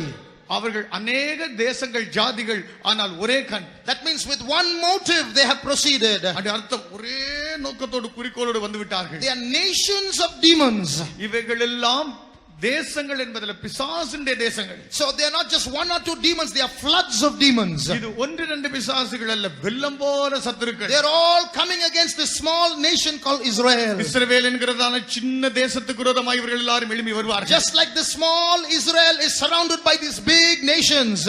இந்த சின்ன இஸ்ரவேல் பெரிய தேசங்களினால் சூழப்பட்டிருப்பது போல The small church of God is being surrounded by lakhs and lakhs and lakhs and lakhs of demons. இந்த சின்ன தேவனுடைய சபை லட்சமான பிசாசுகளால் சூழப்பட்டிருக்கிறது. What are they saying? இவைகள் என்ன சொல்கிறது? Let Zion be defiled. இவைகள் இந்த பிசாசுகள் எல்லாம் சேர்ந்து சீயோன் தீட்டுப்படுவாளாக என்று சொல்லிக் கொண்டிருக்கிறது. Let Jerusalem be defiled. Jerusalem தீட்டுப்படுவாளாக. Let the church of God be defiled. தேவனுடைய சபை தீட்டுப்படட்டும். So with those plans they are coming against the church of God. தேவனுடைய சபைக்கு விரோதமாக வருகிறார்கள். But read the next verse. அடுத்த வசனம் வாசியுங்கள்.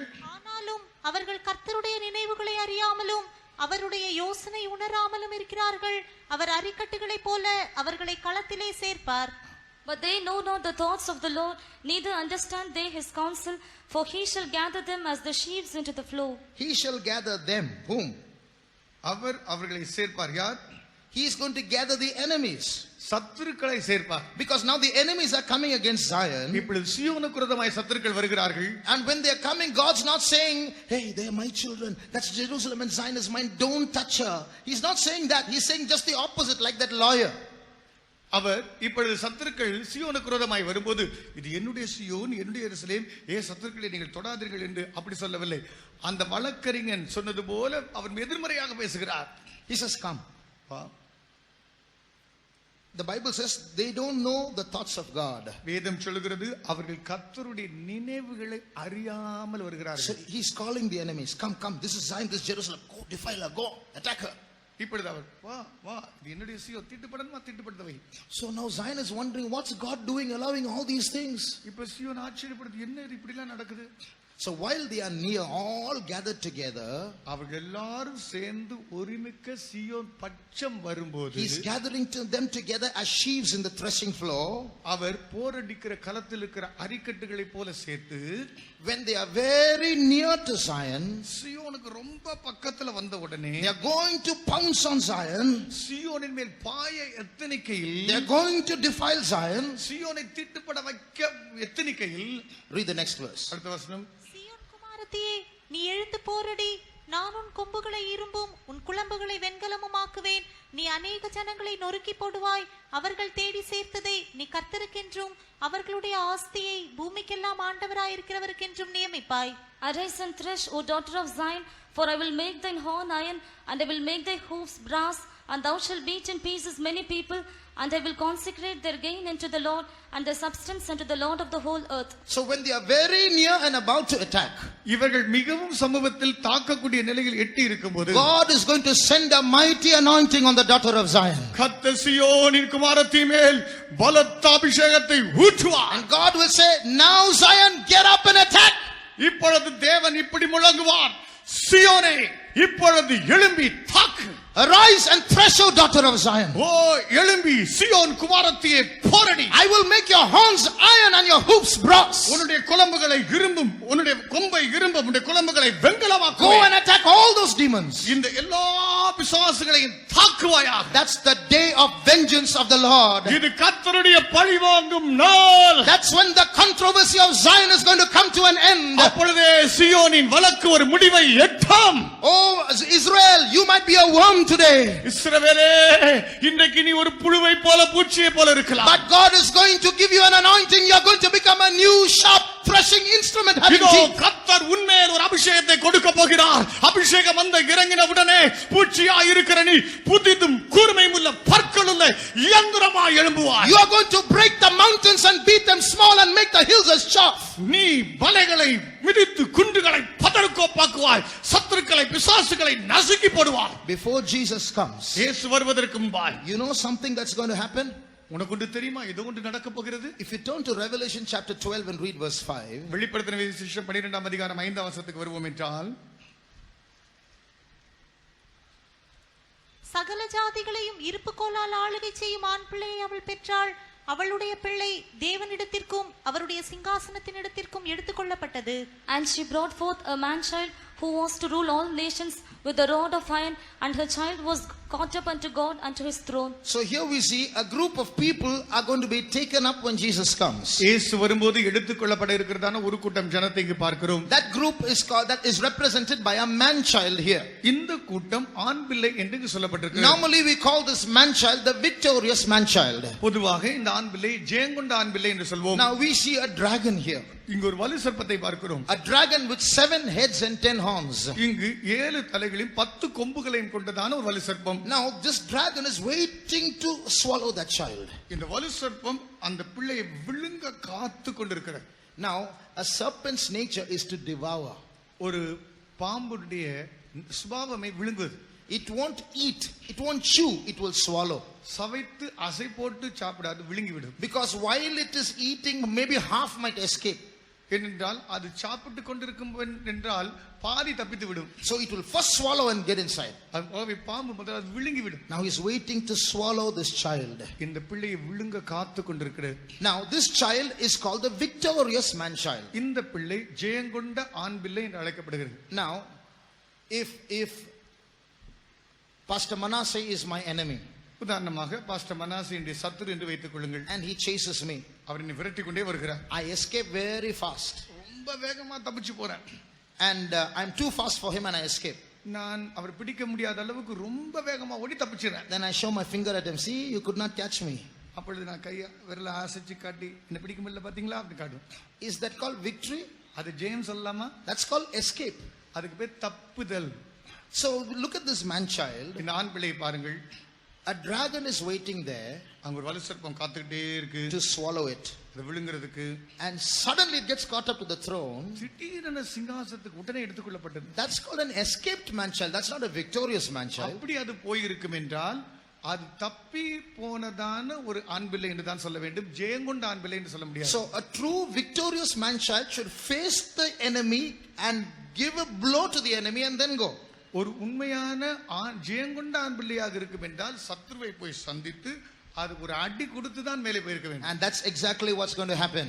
அதுதான் அப்படிதான் நடக்க போகிறது. That's why it's called the day of vengeance. அதுதான் இது பழி வாங்கும் வருஷம் என்று அழைக்கப்படுகிறது. When the antichrist comes to power, அந்திகிறிஸ்து தன்னுடைய ஆட்சிக்கு வரும்போது, when you turn to Revelation chapter 13, வெளிப்படுத்தின விசேஷம் 13ஆம் அதிகாரம், the Bible says it has, the antichrist has a wound on his head.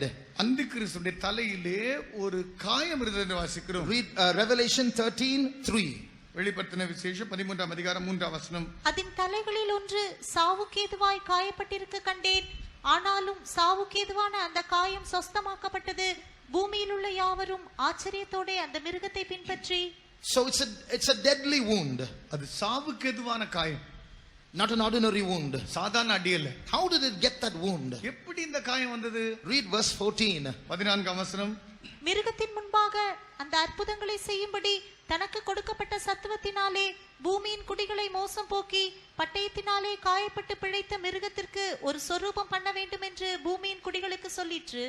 So what does this verse say? இந்த வசனம் என்ன சொல்கிறது? This wound was inflicted on the beast by a sword.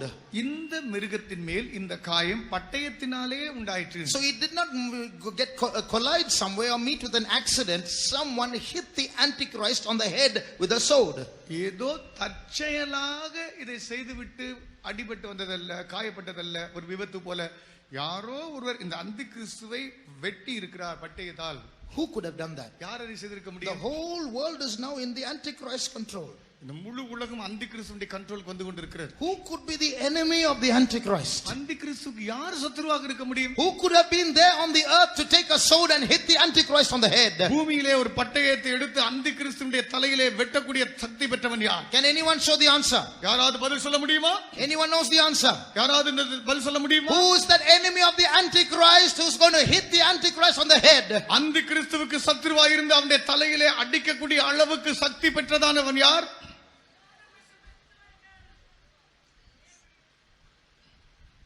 The answer is putting up your hands. The answer is putting up your hands. பதில் நீங்களுடைய கை உயர்த்தி காட்டினாலே போதும், அதான் பதில்.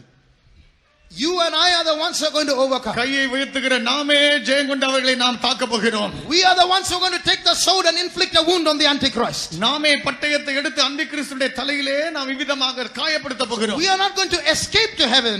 நாம் ஏதோ பரலோகத்துக்கு தப்பிச்சு போற ஜனம். The Bible says the God of peace shall bruise Satan under your feet shortly. வேதம் சொல்கிறது சமாதானத்தின் தேவன் தாமே சாத்தானை உங்கள் கால்களின் கீழ் நசுக்குவார். Such a day is coming. அப்படிப்பட்ட நாள் வருகிறது. Before closing, நாம் முடிப்பதற்கு முன்பே I would like to turn our attention finally to one point and close. கடைசியாக ஒரு கருத்துக்கு நம்முடைய கவனத்தை திருப்பும்படியாக நான் வாஞ்சிக்கிறேன். If you turn to the Song of Solomon, உன்னத பாட்டுக்கு நாம் வருவோம் என்றால் chapter 6, 6ஆம் அதிகாரம், read verse 4. 4ஆம் வசனம். என் பிரியமே, நீ திர்சாவை போல சௌந்தரியமும் எருசலேமை போல் வடிவமும் கொடிகள் பறக்கும் படையை போல் கிடியுமானவள். Thou art beautiful, O my love, as Tirzah, comely as Jerusalem, terrible as an army with banners. Read also verse 10. 10ஆம் வசனமும். சந்திரனை போல் அழகும் சூரியனை போல் பிரகாசமும் கொடிகள் பறக்கும் படையை போல் கிடியும் உள்ளவளாய் அருணோதயம் போல் உதிக்கிற இவள் யார்? Who is she that looketh forth as the morning, fair as the moon, clear as the sun, and terrible as an army with banners? In these two verses we read of an army with banners. இந்த இரண்டு வசனத்திலும் இங்கு கொடிகள் பறக்கும் படை என்று வாசிக்கிறோம். There are two armies. இரண்டு படைகள். Verse 4, that army is compared to earthly cities, Tirzah, Jerusalem. இங்கு 4ஆம் வசனத்தில் சொன்னதான கொடிகள் பறக்கும் படைகள் பூமியில் இருக்கிறதான திர்சா எருசலேம் என்கிறதான இரண்டு பட்டணங்களை குறிக்கிறது. In verse 10 we see that it is compared, this army is compared to heavenly bodies, sun and moon. இங்கு 10ஆம் வசனத்தில் இந்த கொடிகள் பறக்கும் படைகள் வானத்தில் இருக்கிறதான விண்மீன்கள் சந்திரன் சூரியனை பற்றி சொல்கிறது. In verse 12, 12ஆம் வசனத்தில் read verse 12. நினையாததுக்கு முன்னே என் ஆத்துமா என்னை அம்மினதாவின் ரதங்களுக்கு ஒப்பாக்கிற்று. Ever I was aware, my soul made me like the chariots of Aminadab. This is a verse about the coming of the Lord. இது கர்த்தருடைய வருகையை பற்றிய ஒரு வசனம். This is the Shulamite speaking. சூனமித்தியால் பேசுகிற வார்த்தை. Before I could realize what was happening, my soul started flying swiftly into the air like the chariots of Aminadab. என்ன நடக்குது என்று நான் யோசிப்பதற்கு முன்பாக என் ஆத்துமா அமினதாபின் ரதத்தை போல வேகமாய் பறந்து விட்டது. And when she flies away, அது பறந்து போகும்போது those who are underneath are saying, come back Shulamite. கீழே இருக்கிறவங்க எல்லாரும் பார்த்து திரும்பி வா சூலமித்தியே திரும்பி வா என்று கூப்பிடுகிறார். This Shulamite or this group of people who are going to go when Jesus comes are divided into two armies. இந்த சூலமித்தியே என்று சொல்லப்பட்டதான இந்த கூட்டத்தார் கர்த்தருடைய வருகையில் எடுத்துக்கொள்ளப்படக்கூடியவர்கள் இரண்டு குழுக்களாக பிரிக்கப்படுகிறார்கள். One is an army on earth as verse 4 says. ஒன்று 4ஆம் வசனத்தில் சொல்லப்பட்டதான பூமியில் இருக்கிறதான படை. One is an army in verse 10, an army in heaven. இரண்டாவது இது வானத்திலே இருக்கக்கூடிய பரலோகத்தில் இருக்கிற படைகள். Now in the Old Testament, பழைய ஏற்பாட்டில் there was a dance called the Mahanaim dance. மக்னாயிம் நடனம் என்று ஒரு நடனம் உண்டு. So what does that mean? The word Mahanaim means two armies. மகனாயிம் என்றால் இரண்டு படைகள் சேனைகள். You will read that in Genesis 32. ஆதியாகமம் 32ஆம் அதிகாரத்தில் அதை படிக்கலாம். The place the Mahanaim means read Genesis 32:2. ஆதியாகமம் 32ஆம் அதிகாரம் 2ஆம் வசனம் மகனாயிம் என்றால் யாக்கோபு அவர்களை கண்டபோது இது தேவனுடைய சேனை என்று சொல்லி அந்த ஸ்தலத்திற்கு மக்னாயிம் என்று பெயரிட்டான். And when Jacob saw them, he said, this is God's host, and he called the name of that place Mahanaim. So he called the place Mahanaim because his family, a big host by itself, and God's host met each other. So as the two hosts met, he called the place Mahanaim. இவன் அந்த இடத்துக்கு மக்னாயிம் என்று பெயரிட்டதற்கு காரணம் இவனுடைய முழு குடும்பத்தாரும் சேரும் பூமியில் இருக்கிறதான ஒரு படைகளாய் தேவனுடைய சேனையானது வானத்தின் சேனையாக அது ஒரு படையாக ரெண்டும் சந்தித்தபடினால் மக்னாயிம் என்று பெயரிட்டார். There is a verse in the Bible, no time to read, when David took Ziklag, when he lost it and recaptured it, there was a Mahanaim dance that took place there. தாவீது சிக்லாக் கொள்ளையை மேற்கொண்ட போது அந்த இடத்தில் கொள்ளையை திருப்பி கொண்டு வந்தபோது மக்னாயிம் நடனம் என்று அங்கே இருந்தது. In the same way, these two armies, the army on earth and the army in heaven, are going to meet each other. அதுபோலவே பூமியில் இருக்கிற படைகளும் வானத்தில் இருக்கிற படைகளும் ஒன்றாய் சேரப்போகிறது. There is one group of saints who have already become perfect in Christ and they have gone ahead. ஏற்கனவே ஒரு கூட்டம் பரிசுத்தவான்கள் பூர்ணமாகி ஏற்கனவே அங்கே போய் இருக்கிறார்கள். One army is remaining on earth. இன்னும் ஒரு படை இந்த பூமியிலே இருக்கிற. Jesus is shaping and forming us to adorn ourselves to the character of Christ. இயேசு கிறிஸ்துவுடைய சுபாவத்துக்கு எதுவாய் நம்மை மறுரூபமாக்கும்படியாக அவர் நம்மை மறுரூபப்படுத்திக் கொண்டு வருகிறார். When this army on earth is ready, இந்த பூமியில் இருக்கிற படை ரெடியான உடனே the trumpet will sound. எக்காலம் தொனிக்கும். And those who are dead in Christ will come with Jesus. கிறிஸ்துவுக்குள் மரித்தவர்கள் முதலாவது எழுந்து வருவார்கள். If anyone has a Malayalam Bible, can you read what we read was Song of Solomon chapter 6. உன்னத பாட்டு 6ஆம் அதிகாரம் மலையாள பைபிள் யாராவது வைத்திருந்தால் வாசியுங்கள். Anyone has a Malayalam Bible? Malayalam Bible யாரிடத்திலாவது இருக்கிறதா? In 7:1, 7ஆம் அதிகாரம் முதலாம் வசனம். in Song of Solomon 7:1, it speaks about the Mahanaim dance in Malayalam. மலையாள பைபிளிலே உன்னத பாட்டு 7ஆம் அதிகாரம் முதலாம் வசனத்தில் மக்னாயிம் நடனம் என்று இருக்கிறது. So that means that when the Shulamite is taken up and these two armies get together, there's going to be a Mahanaim dance there. சூனமித்தியால் எடுக்கப்பட்ட உடனே இந்த இரண்டு சேனைகளும் ஒன்றாய் சேரும்போது மக்னாயிம் நடனம் உண்டாகும். So what is going to happen when Jesus comes? இயேசு வந்த உடனே என்ன நடக்கும்? He's going to come in midair. மத்திய ஆகாயத்தில் வருவார். His army, heavenly army, is coming with him. அவருடைய பரலோக சேனை வரும். You know, when Jesus comes, he's not going to stay. He's not going to come here and be 5 minutes and then go back. இயேசு வரும்போது ஏதோ 5 நிமிஷம் வந்துட்டு அப்படி போக போறது இல்ல. One split second. ஒரு வினாடியில ஒரு சின்ன பகுதி தான். Jesus has come and gone. That's all. இவ்வளவுதான். இயேசு வந்து போய் விட்டார். So in that split second, suddenly people are going to disappear from this earth. அந்த சின்ன வினாடிக்குள் எல்லாரும் ஒரு கூட்டம் ஜனங்கள் அப்படி இந்த பூமியை விட்டு மறைந்து போக போகிறார்கள். Not all Christians, எல்லா கிறிஸ்தவர்களும் அல்ல. not all Pentecostals, எல்லா பெந்தெகோஸ்தே சபையும் அல்ல. but those who have surrendered themselves to be adorned with the character of Jesus Christ. கிறிஸ்துவின் சுபாவத்துக்கு ஒப்பாக மாற வேண்டும் என்று தங்களை ஒப்புக் கொடுத்தவர்கள் மாத்திரம் Suddenly they will disappear. திடீரென அவர்கள் மறைந்து போவார்கள். And they are going to have a Mahanaim dance. அவர்கள் மக்னாயிம் நடனம் கொள்வார்கள். You know, in this Mahanaim dance, what do they do? இந்த மக்னாயிம் நடனத்தில் என்ன செய்வார்கள் தெரியுமா? Two parts of the army, or two armies, that is those who stay by the stuff and those who go to warfare. இதில் இரண்டு இந்த ராணுவ தடவாரங்களின் பகுதிகள் ரஸ்துக்கள் அண்டையில் இருந்தவர்களும் யுத்தத்துக்கு போனவர்களும் They will keep the spoil in the middle. இந்த யுத்தத்துக்கு போய் கொள்ளை பொருளை கொண்டு வந்திருப்பார்கள் அல்லவா, அதை அப்படி நடுவில் வைப்பார்கள். And those who went to fight and came back, and those who stayed by the stuff will stand on either side.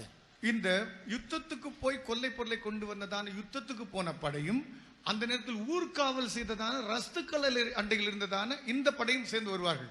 And they will dance around the spoil. அவர்கள் இந்த கொள்ளை பொருளை வைத்து நடுவாக வைத்து நடனம் பண்ணுவார்கள். The victory dance. அதுதான் வெற்றி கொண்டாட்டம், வெற்றி நடனம். This is going to happen again in midair very soon. அதி சீக்கிரத்தில் மத்திய ஆகாயத்தில் இது நமக்கு நடக்க போகிறது. When the dead in Christ shall come down in midair. கிறிஸ்துவுக்குள் மரித்தவர்கள் எல்லாரும் மத்திய ஆகாயத்துக்கு இறங்கி அவர்கள் வரும்போது, and those who are living in Christ shall be caught up to be with the Lord in the air. அப்பொழுது கர்த்தருடைய வருகை கண்டு உயிரோடு காத்து கொண்டிருக்கிற நாம் எல்லாரும், that's going to happen very soon. The dance is going to take place. மத்திய ஆகாயத்துக்கு நாம் செல்லும்போது அப்பொழுதே அங்க அந்த நடனம் நடைபெறும். Last verse, read 1 Thessalonians chapter 4. முதலாம் தெசலோனிக்கேயர் 4ஆம் அதிகாரம். Read verse 14 and 16, 14, 16 and 17. 17. இயேசுவானவர் மரித்த பின்பு எழுந்திருந்தார் என்று விசுவாசிக்கிறோமே, அப்படியே இயேசுக்குள் நித்திரையடைந்தவர்களையும் தேவன் அவரோட கூட கொண்டு வருவார். ஏனெனில் கர்த்தர் தாமே ஆரவாரத்தோடும் பிரதான தூதனுடைய சத்தத்தோடும் தேவ எக்காலத்தோடும் வானத்திலிருந்து இறங்கி வருவார். அப்பொழுது கிறிஸ்துவுக்குள் மரித்தவர்கள் முதலாவது எழுந்திருப்பார்கள். பின்பு உயிரோடு இருக்கும் நாமும் கர்த்தருக்கு எதிர்கொண்டு போக மேகங்கள் மேல் அவர்களோட கூட ஆகாயத்தில் எடுத்துக் கொள்ளப்பட்டு இவ்விதமாய் எப்பொழுதும் கர்த்தருடனே கூட இருப்போம். Hallelujah.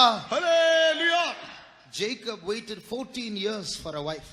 யாக்கோபு ஒரு மனைவியை கண்டடைய 14 வருஷம் காத்திருந்தார். Jesus has been waiting 2000 years for his bride. இயேசு தன்னுடைய மனவாட்டியை சேர்க்க 2000 ஆண்டுகள் காத்துக் கொண்டிருக்கிறார். But he is going to have his bride very soon. ஆனால் அதி சீக்கிரத்தில் தன் மனவாட்டியை சேர்த்துக் The கொள்வார். bride is getting ready. மனவாட்டி தன்னை ஆயத்தம் The பண்ணுகிறார். Holy Spirit is moving in our midst. பரிசுத்த ஆவியானவர் நம்ம மத்தியில் அசைவாடுகிறார். Very soon the dead in Christ and the alive in Christ are going to have that Mahanaim dance. அதி சீக்கிரத்தில் கிறிஸ்துவுக்குள் மரித்தவர்களும் உயிரோடு இருக்கிறவர்களும் மக்னாயிம் நடனத்தை மத்திய ஆகாயத்தில் பெறப்போகிறோம். There is going to be a spoil in the middle. அந்த நடுவே ஒரு கொள்ளை பொருள் இருக்க போகிறது. What is that spoil? அந்த கொள்ளை பொருள் என்ன? That's Jesus. அது நம்முடைய கொள்ளை பொருள் இயேசுவே. The dead in Christ are going to claim Jesus is mine. The living in Christ are going to say Jesus is mine. கிறிஸ்துவுக்குள் மரித்தவர்கள் கிறிஸ்து எனக்கே சொந்தம் என்று உரிமையாய் போல சொல்லப் போகிறார்கள். உயிரோடு இருக்கிற நாமும் கிறிஸ்து நமக்கு சொந்தம் என்று உயிரோடு இருக்கிற நாமும் சொல்லப் போகிறோம். 1 year ago one sister had a dream. ஒரு ஆண்டுகளுக்கு முன்பாக ஒரு சகோதரி இப்படிப்பட்ட சொப்பனம். There was a young girl. ஒரு வாலிப பெண். She was mentally retarded. அவள் மனநிலை பாதிக்கப்பட்டவள். And she was very poor. ரொம்ப ஏழை. But the news was going around that some very rich person is coming to marry her. செய்தி தண்டராவாக அடிக்கப்பட்டது போல இருந்தது. ஒரு பெரிய சீமான் பணக்காரன் இவளை கல்யாணம் பண்ண வரப்போகிறார். So they were all waiting to see who that man is going to be. யார் அந்த மனுஷன் பார்த்து கொண்டிருந்தார்கள். Suddenly the heavens opened. திடீர்னு வானம் திறந்தது. A man dressed in white came down. வெள்ளை அங்கி தரித்த ஒருவர் இறங்கி வந்தார். With him an army came down. அவரோடு சேனை வந்தது. And he went down and he got married to that mentally retarded girl. அவர் போய் அந்த மனநிலை பாதிக்கப்பட்ட பெண்ணை கல்யாணம் செய்தார். And he took her away. அவளை எடுத்துக்கொண்டு போய் விட்டார். This is going to happen again. மறுபடியும் இது நடக்க போகிறது. You and I are the mentally retarded girl. நானும் நீயும் இன்றைக்கு மனநிலை பாதிக்கப்பட்டவர்கள் போல் தான் இருக்கிறோம். We have no wisdom of our own. நமக்கு சொந்த ஞானம் கிடையாது. We are trodden down by our enemies. சத்துருக்களால் மிதிக்கப்பட்டவர்கள் தான். We have no one to help us. நமக்கு உதவி செய்ய யாரும் இல்லை. But a big person is coming to marry us. ஆயினும் நம்மை விவாகம் செய்ய ஒரு பெரியவர் வருகிறார். He is called King of Kings and Lord of Lords. அவர் ராஜாதி ராஜா கர்த்தாதி கர்த்தர் வருகிறார். And when he comes down, he is going to come from heaven with a shout.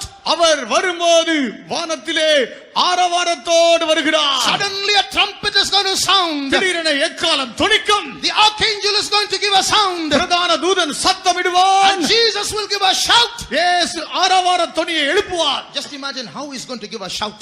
எப்படி ஒரு ஆரவார தொனியை எழுப்புவார் என்று பாருங்கள். After 2000 years of waiting and waiting and waiting, now my bride is ready. 2000 வருஷம் காத்து இருந்த பிற்பாடு இதோ என் மனவாட்டி ஆயத்தமாகி விட்டாள். Shall we close our eyes? நம்முடைய கண்களை மூடுவோமா? Oh, Jesus is coming very soon. இயேசு சீக்கிரம் வரப்போகிறார். Brother, sister, he is coming very soon. சகோதரா சகோதரி அவர் சீக்கிரம் வரப்போகிறார். Don't get left behind. நீ கைவிடப்பட்டு போகாதே. Yes, we are weak people. நாம் பலவீனர். We are all sinners. நாம் பாவிகள். But we have a hope. ஆயினும் நமக்கு ஒரு நம்பிக்கை இருக்கிறது. Dear brother, dear sister. அருமையான சகோதரனே சகோதரி. If I ask you a question like this. ஒரு கேள்வி உன்னை பார்த்து நான் கேட்டால். In 5 minutes if Jesus comes. இயேசு 5 நிமிடத்துக்குள் வருவார் என்றால். Will you be caught up? நீ எடுத்துக்கொள்ளப்படுவாய். What will we say? நாம் என்ன சொல்வோம்? No, I am so full of faults. இல்லை எனக்கு நிறைய தவறு இருக்கிறது. Lord, please don't come now. தேவனே தயவு செய்து வராதீரும். No, most likely when we speak things like this about the coming of the Lord, we'll get scared, isn't it? அடிக்கடி கர்த்தருடைய வருகையை பற்றி நாம் சொன்ன உடனே பயந்து போவோம் அல்லவா? But a bride is not supposed to be scared. ஆனால் மணமகள் பயப்பட்டு கொண்டிருக்க வேண்டிய அவசியம் இல்லை. Lord, I don't want to be left behind. ஆண்டவரே நான் கைவிடப்பட வாஞ்சிக்கவில்லை. This is not the voice of a bride. ஒரு மணவாட்டியுடைய சத்தம் இதுவல்ல. Let me ask you a question. ஒரு கேள்வி நான் கேட்கட்டும். He is your husband. உன்னுடைய புருஷன். He is your husband. அவர் உன் புருஷன். He is your bridegroom. Our Manavalan. He has called you. அவர் உன்னை அழைத்தவர். He has brought you here. அவர்தான் உன்னை இங்க கொண்டு வந்திருக்கிறார். You may have 100 weaknesses, but he knew that you have 100 weaknesses and he anointed you with those 100 weaknesses. அவர் உன்னுடைய பலவீனங்கள் அனைத்தையும் அறிந்தவர். இத்தனை பலவீனங்களையும் அவர் அறிந்திருந்துதான் உன்னை அபிஷேகமும் பண்ணி வைத்திருக்கிறார். He is smart, stronger than all your weaknesses. உனக்குள் இருக்கிற பலவீனங்கள் அனைத்திலும் அவரோ பலசாலியாக இருக்கிறார். So when your mind says I'm guilty, I'm not ready. உன்னுடைய மனதானது குற்றம் செய்து விட்டேன் நான் குற்றவாளி என்று தீர்த்துக் கொண்டிருக்கையில் ask this question. இந்த கேள்வியை கேள். Oh my soul, என் ஆத்துமாவே, he is my bridegroom. Our N Manavalan. Will he leave me and go? அவர் என்னை கைவிட்டு போவாரா? He loved me and gave his life for me. அவர் என்னை நேசித்து தம்மையே எனக்காக கொடுத்திருக்கிறார். Does your Jesus love you? இயேசு உன்னை நேசிக்கிறார். Do you believe that he gave his life for you. அவர் தமது ஜீவனை உனக்கு கொடுத்தார் என்று நீ விசுவாசிக்கிறாயா? He who gave his blood for you, will he leave you and go? உனக்காக தமது இரத்தத்தை சிந்தினவர் உன்னை கைவிட்டு விட்டு போகும்படி வருவாரா?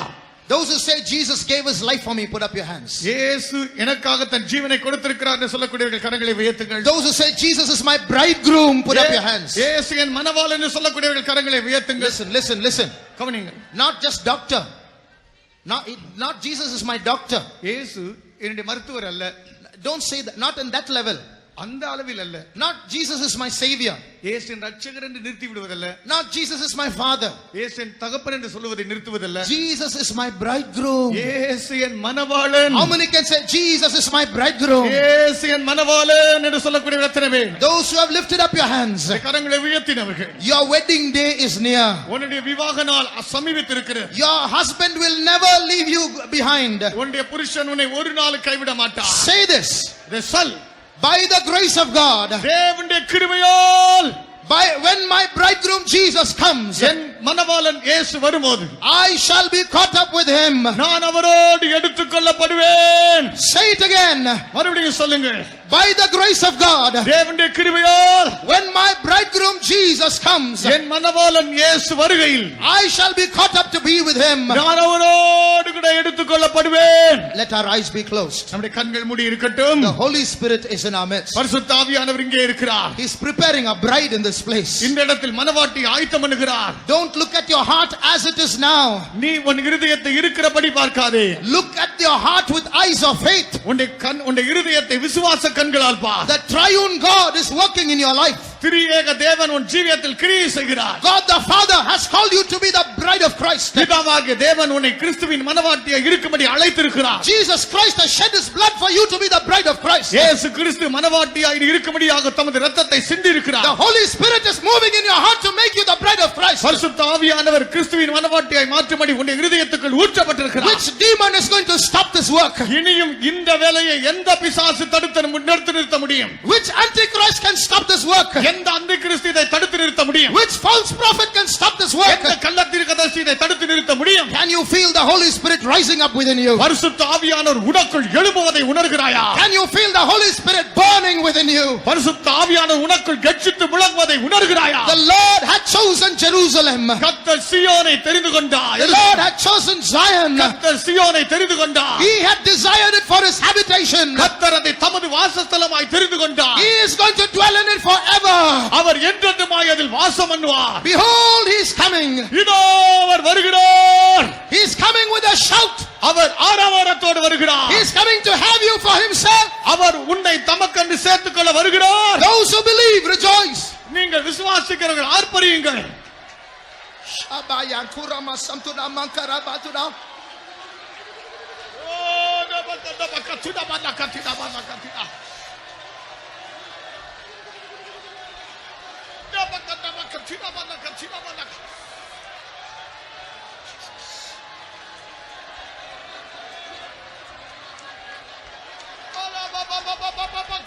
With my ears of faith, I can hear a sound of footsteps.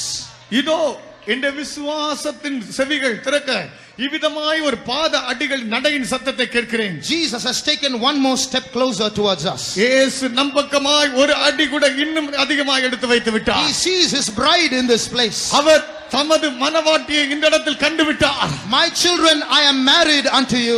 என் பிள்ளையே, நான் உங்களை எனக்கென்று விவாகம் செய்து கொண்டேன். I am zealous about you with God, with heaven jealousy. நான் உங்களுக்கு தேவ வைராக்கியமான வைராக்கியம் கொண்டிருக்கிறேன். My fire is in Zion and my furnace is in Jerusalem. என்னுடைய அக்கினி நெருப்பு சீயோனிலே என்ற சூளை எருசலேமிலே இருக்கிறது. I am going to fill you with my power.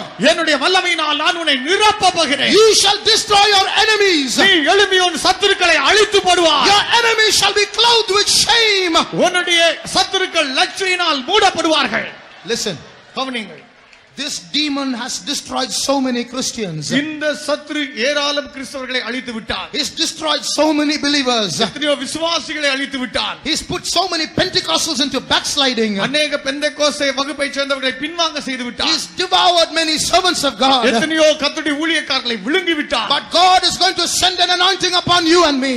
ஆயினும் கர்த்தரோ உன்மேலும் என் மேலும் ஒரு அபிஷேகத்தை அனுப்பி கொண்டிருக்கிறார். An anointing of vengeance. பழி வாங்குகிற அபிஷேகம். An anointing to pounce on that devil and tear him. இதோ சத்துருவின் மேல் விழுந்து அவனை கிழித்து போடக்கூடிய அபிஷேகம். You shall break his bones in pieces. நீ அவனை விழுந்து அவனை துண்டு துண்டாய் வெட்டி போடுவாய். Your hand shall be upon the neck of the enemies. உன்னுடைய கைகள் சத்துருவின் பெடரியை பிடிக்கும்.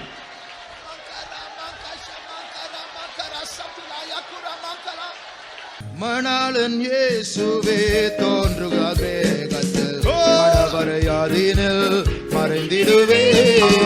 மணாளன் இயேசுவே தோன்றுவி வேகத்தில் மடவரையாதினில் மறைந்திடுவே. உங்களின் வாழ்வில் நானுமே மகிழ்ந்து உம்முடன் வாழுவேன் என்றுமா. உங்களின் வாழ்வில் நானுமே மகிழ்ந்து உம்முடன் வாழுவேன் என்றுமா. மணாளன் இயேசுவே தோன்றுவி வேகத்தில் மடவரையாதினில் மறைந்திடுவே. மணாளன் இயேசுவே தோன்றுவி வேகத்தில் மடவரையாதினில் மறைந்திடுவே. உங்களின் வாழ்வில் நானுமே மகிழ்ந்து உம்முடன் வாழுவேன் என்றுமா. உங்களின் வாழ்வில் நானுமே மகிழ்ந்து உம்முடன் வாழுவேன் என்றுமா. கவனியுங்கள். இப்பொழுது ஒரு அறிக்கையோடு நாம் முடிக்க போகிறோம். சத்தமாய் நாம் சொல்ல போகிறோம். இதோ இயேசுவின் கிருபை, இயேசுவின் கிருபையின் பிரசன்னம், அவராலே கிருபையும் சத்தியமும் வெளிப்பட்டது. அதன் முடிவு நாமாய் இருப்போம். இயேசுவின் நாமத்தில் நான் பறந்து போவேன். சொல்லுங்க, நான் பறந்து போவேன், நான் பறந்து போவேன். கர்த்தர் என்னை எடுத்துக்கொள்வார். கர்த்தர் என்னை எடுத்துக்கொள்வார். நான் கைவிடப்படவே மாட்டேன். கைவிடப்படவே அவருடைய மாட்டேன். கிருபையினால் பறந்து போவேன். அவர் கிருபையினால் பறந்து போவேன். அவருடைய கிருபையால் பறந்து போவேன். அவருடைய கிருபையினால் பறந்து கைகளை போவேன். தட்டிக்கொண்டே சொல்லுங்க, ஆர்ப்பரித்துக் கொண்டே சொல்லுங்க. இரபங்கத்துடா, இரபங்கதா பக்கத்துடா. கவனிங்கள், இது கடைசி பாடல். எவ்வளவு துள்ளி குதித்து பைத்தியக்காரத்தனமாய் ஆவியில நிரம்ப முடியுமோ நிரம்புங்க. இந்த இடத்தில் மௌனமாக இருக்காது. இந்த இடத்தில் மிகவும் மோசமான ஒரு காட்சி உன் கால்கள் தரையிலே இருப்பதுதான். ஏனென்றால் கர்த்தர் வந்தால் பறந்து போகிற நாம் கொஞ்சமாவது துள்ளி குதித்து நடனம் பண்ணால் எவ்வளவு அழகாக இருக்கும். கர்த்தர் வந்தால் இதோ என் நேசர் மார்பிலே நான் சாயும் நேரமே என்ன இன்பம், என்ன மதுரம், என்ன மதுரம். ஹல்லேலூயா. தேவ ஜனமே, நான் இப்படி வாஞ்சிக்கிறேன். இதோ மகா பரிசுத்த தேவன் தன் பரிசுத்த தாண்டவத்திலே வரும்போது நான் ஆவிக்குரிய ஜனங்களாகிய நான் ஆனந்த கூத்தாடி ஆனந்த தாண்டவமாடி என் ராஜாவை ஆராதிப்பேன். என் நேசர் மார்பிலே நான் சாயும் நேரமே என்ன இன்பம், என்ன மதுரம். ஹல்லேலூயா. என் நேசர் மார்பிலே நான் சாயும் நேரமே என்ன இன்பம், என்ன மதுரம் சொல்லக்கூடாதே. ஆர்ப்பரிங்க, கர்த்தர் வருகிறார், கர்த்தர் வருகிறார். வல்லமை என் நேசமாவிலே நான் சாயும் நேரம். Fire, fire, fire, fire. சாயும் நேரமே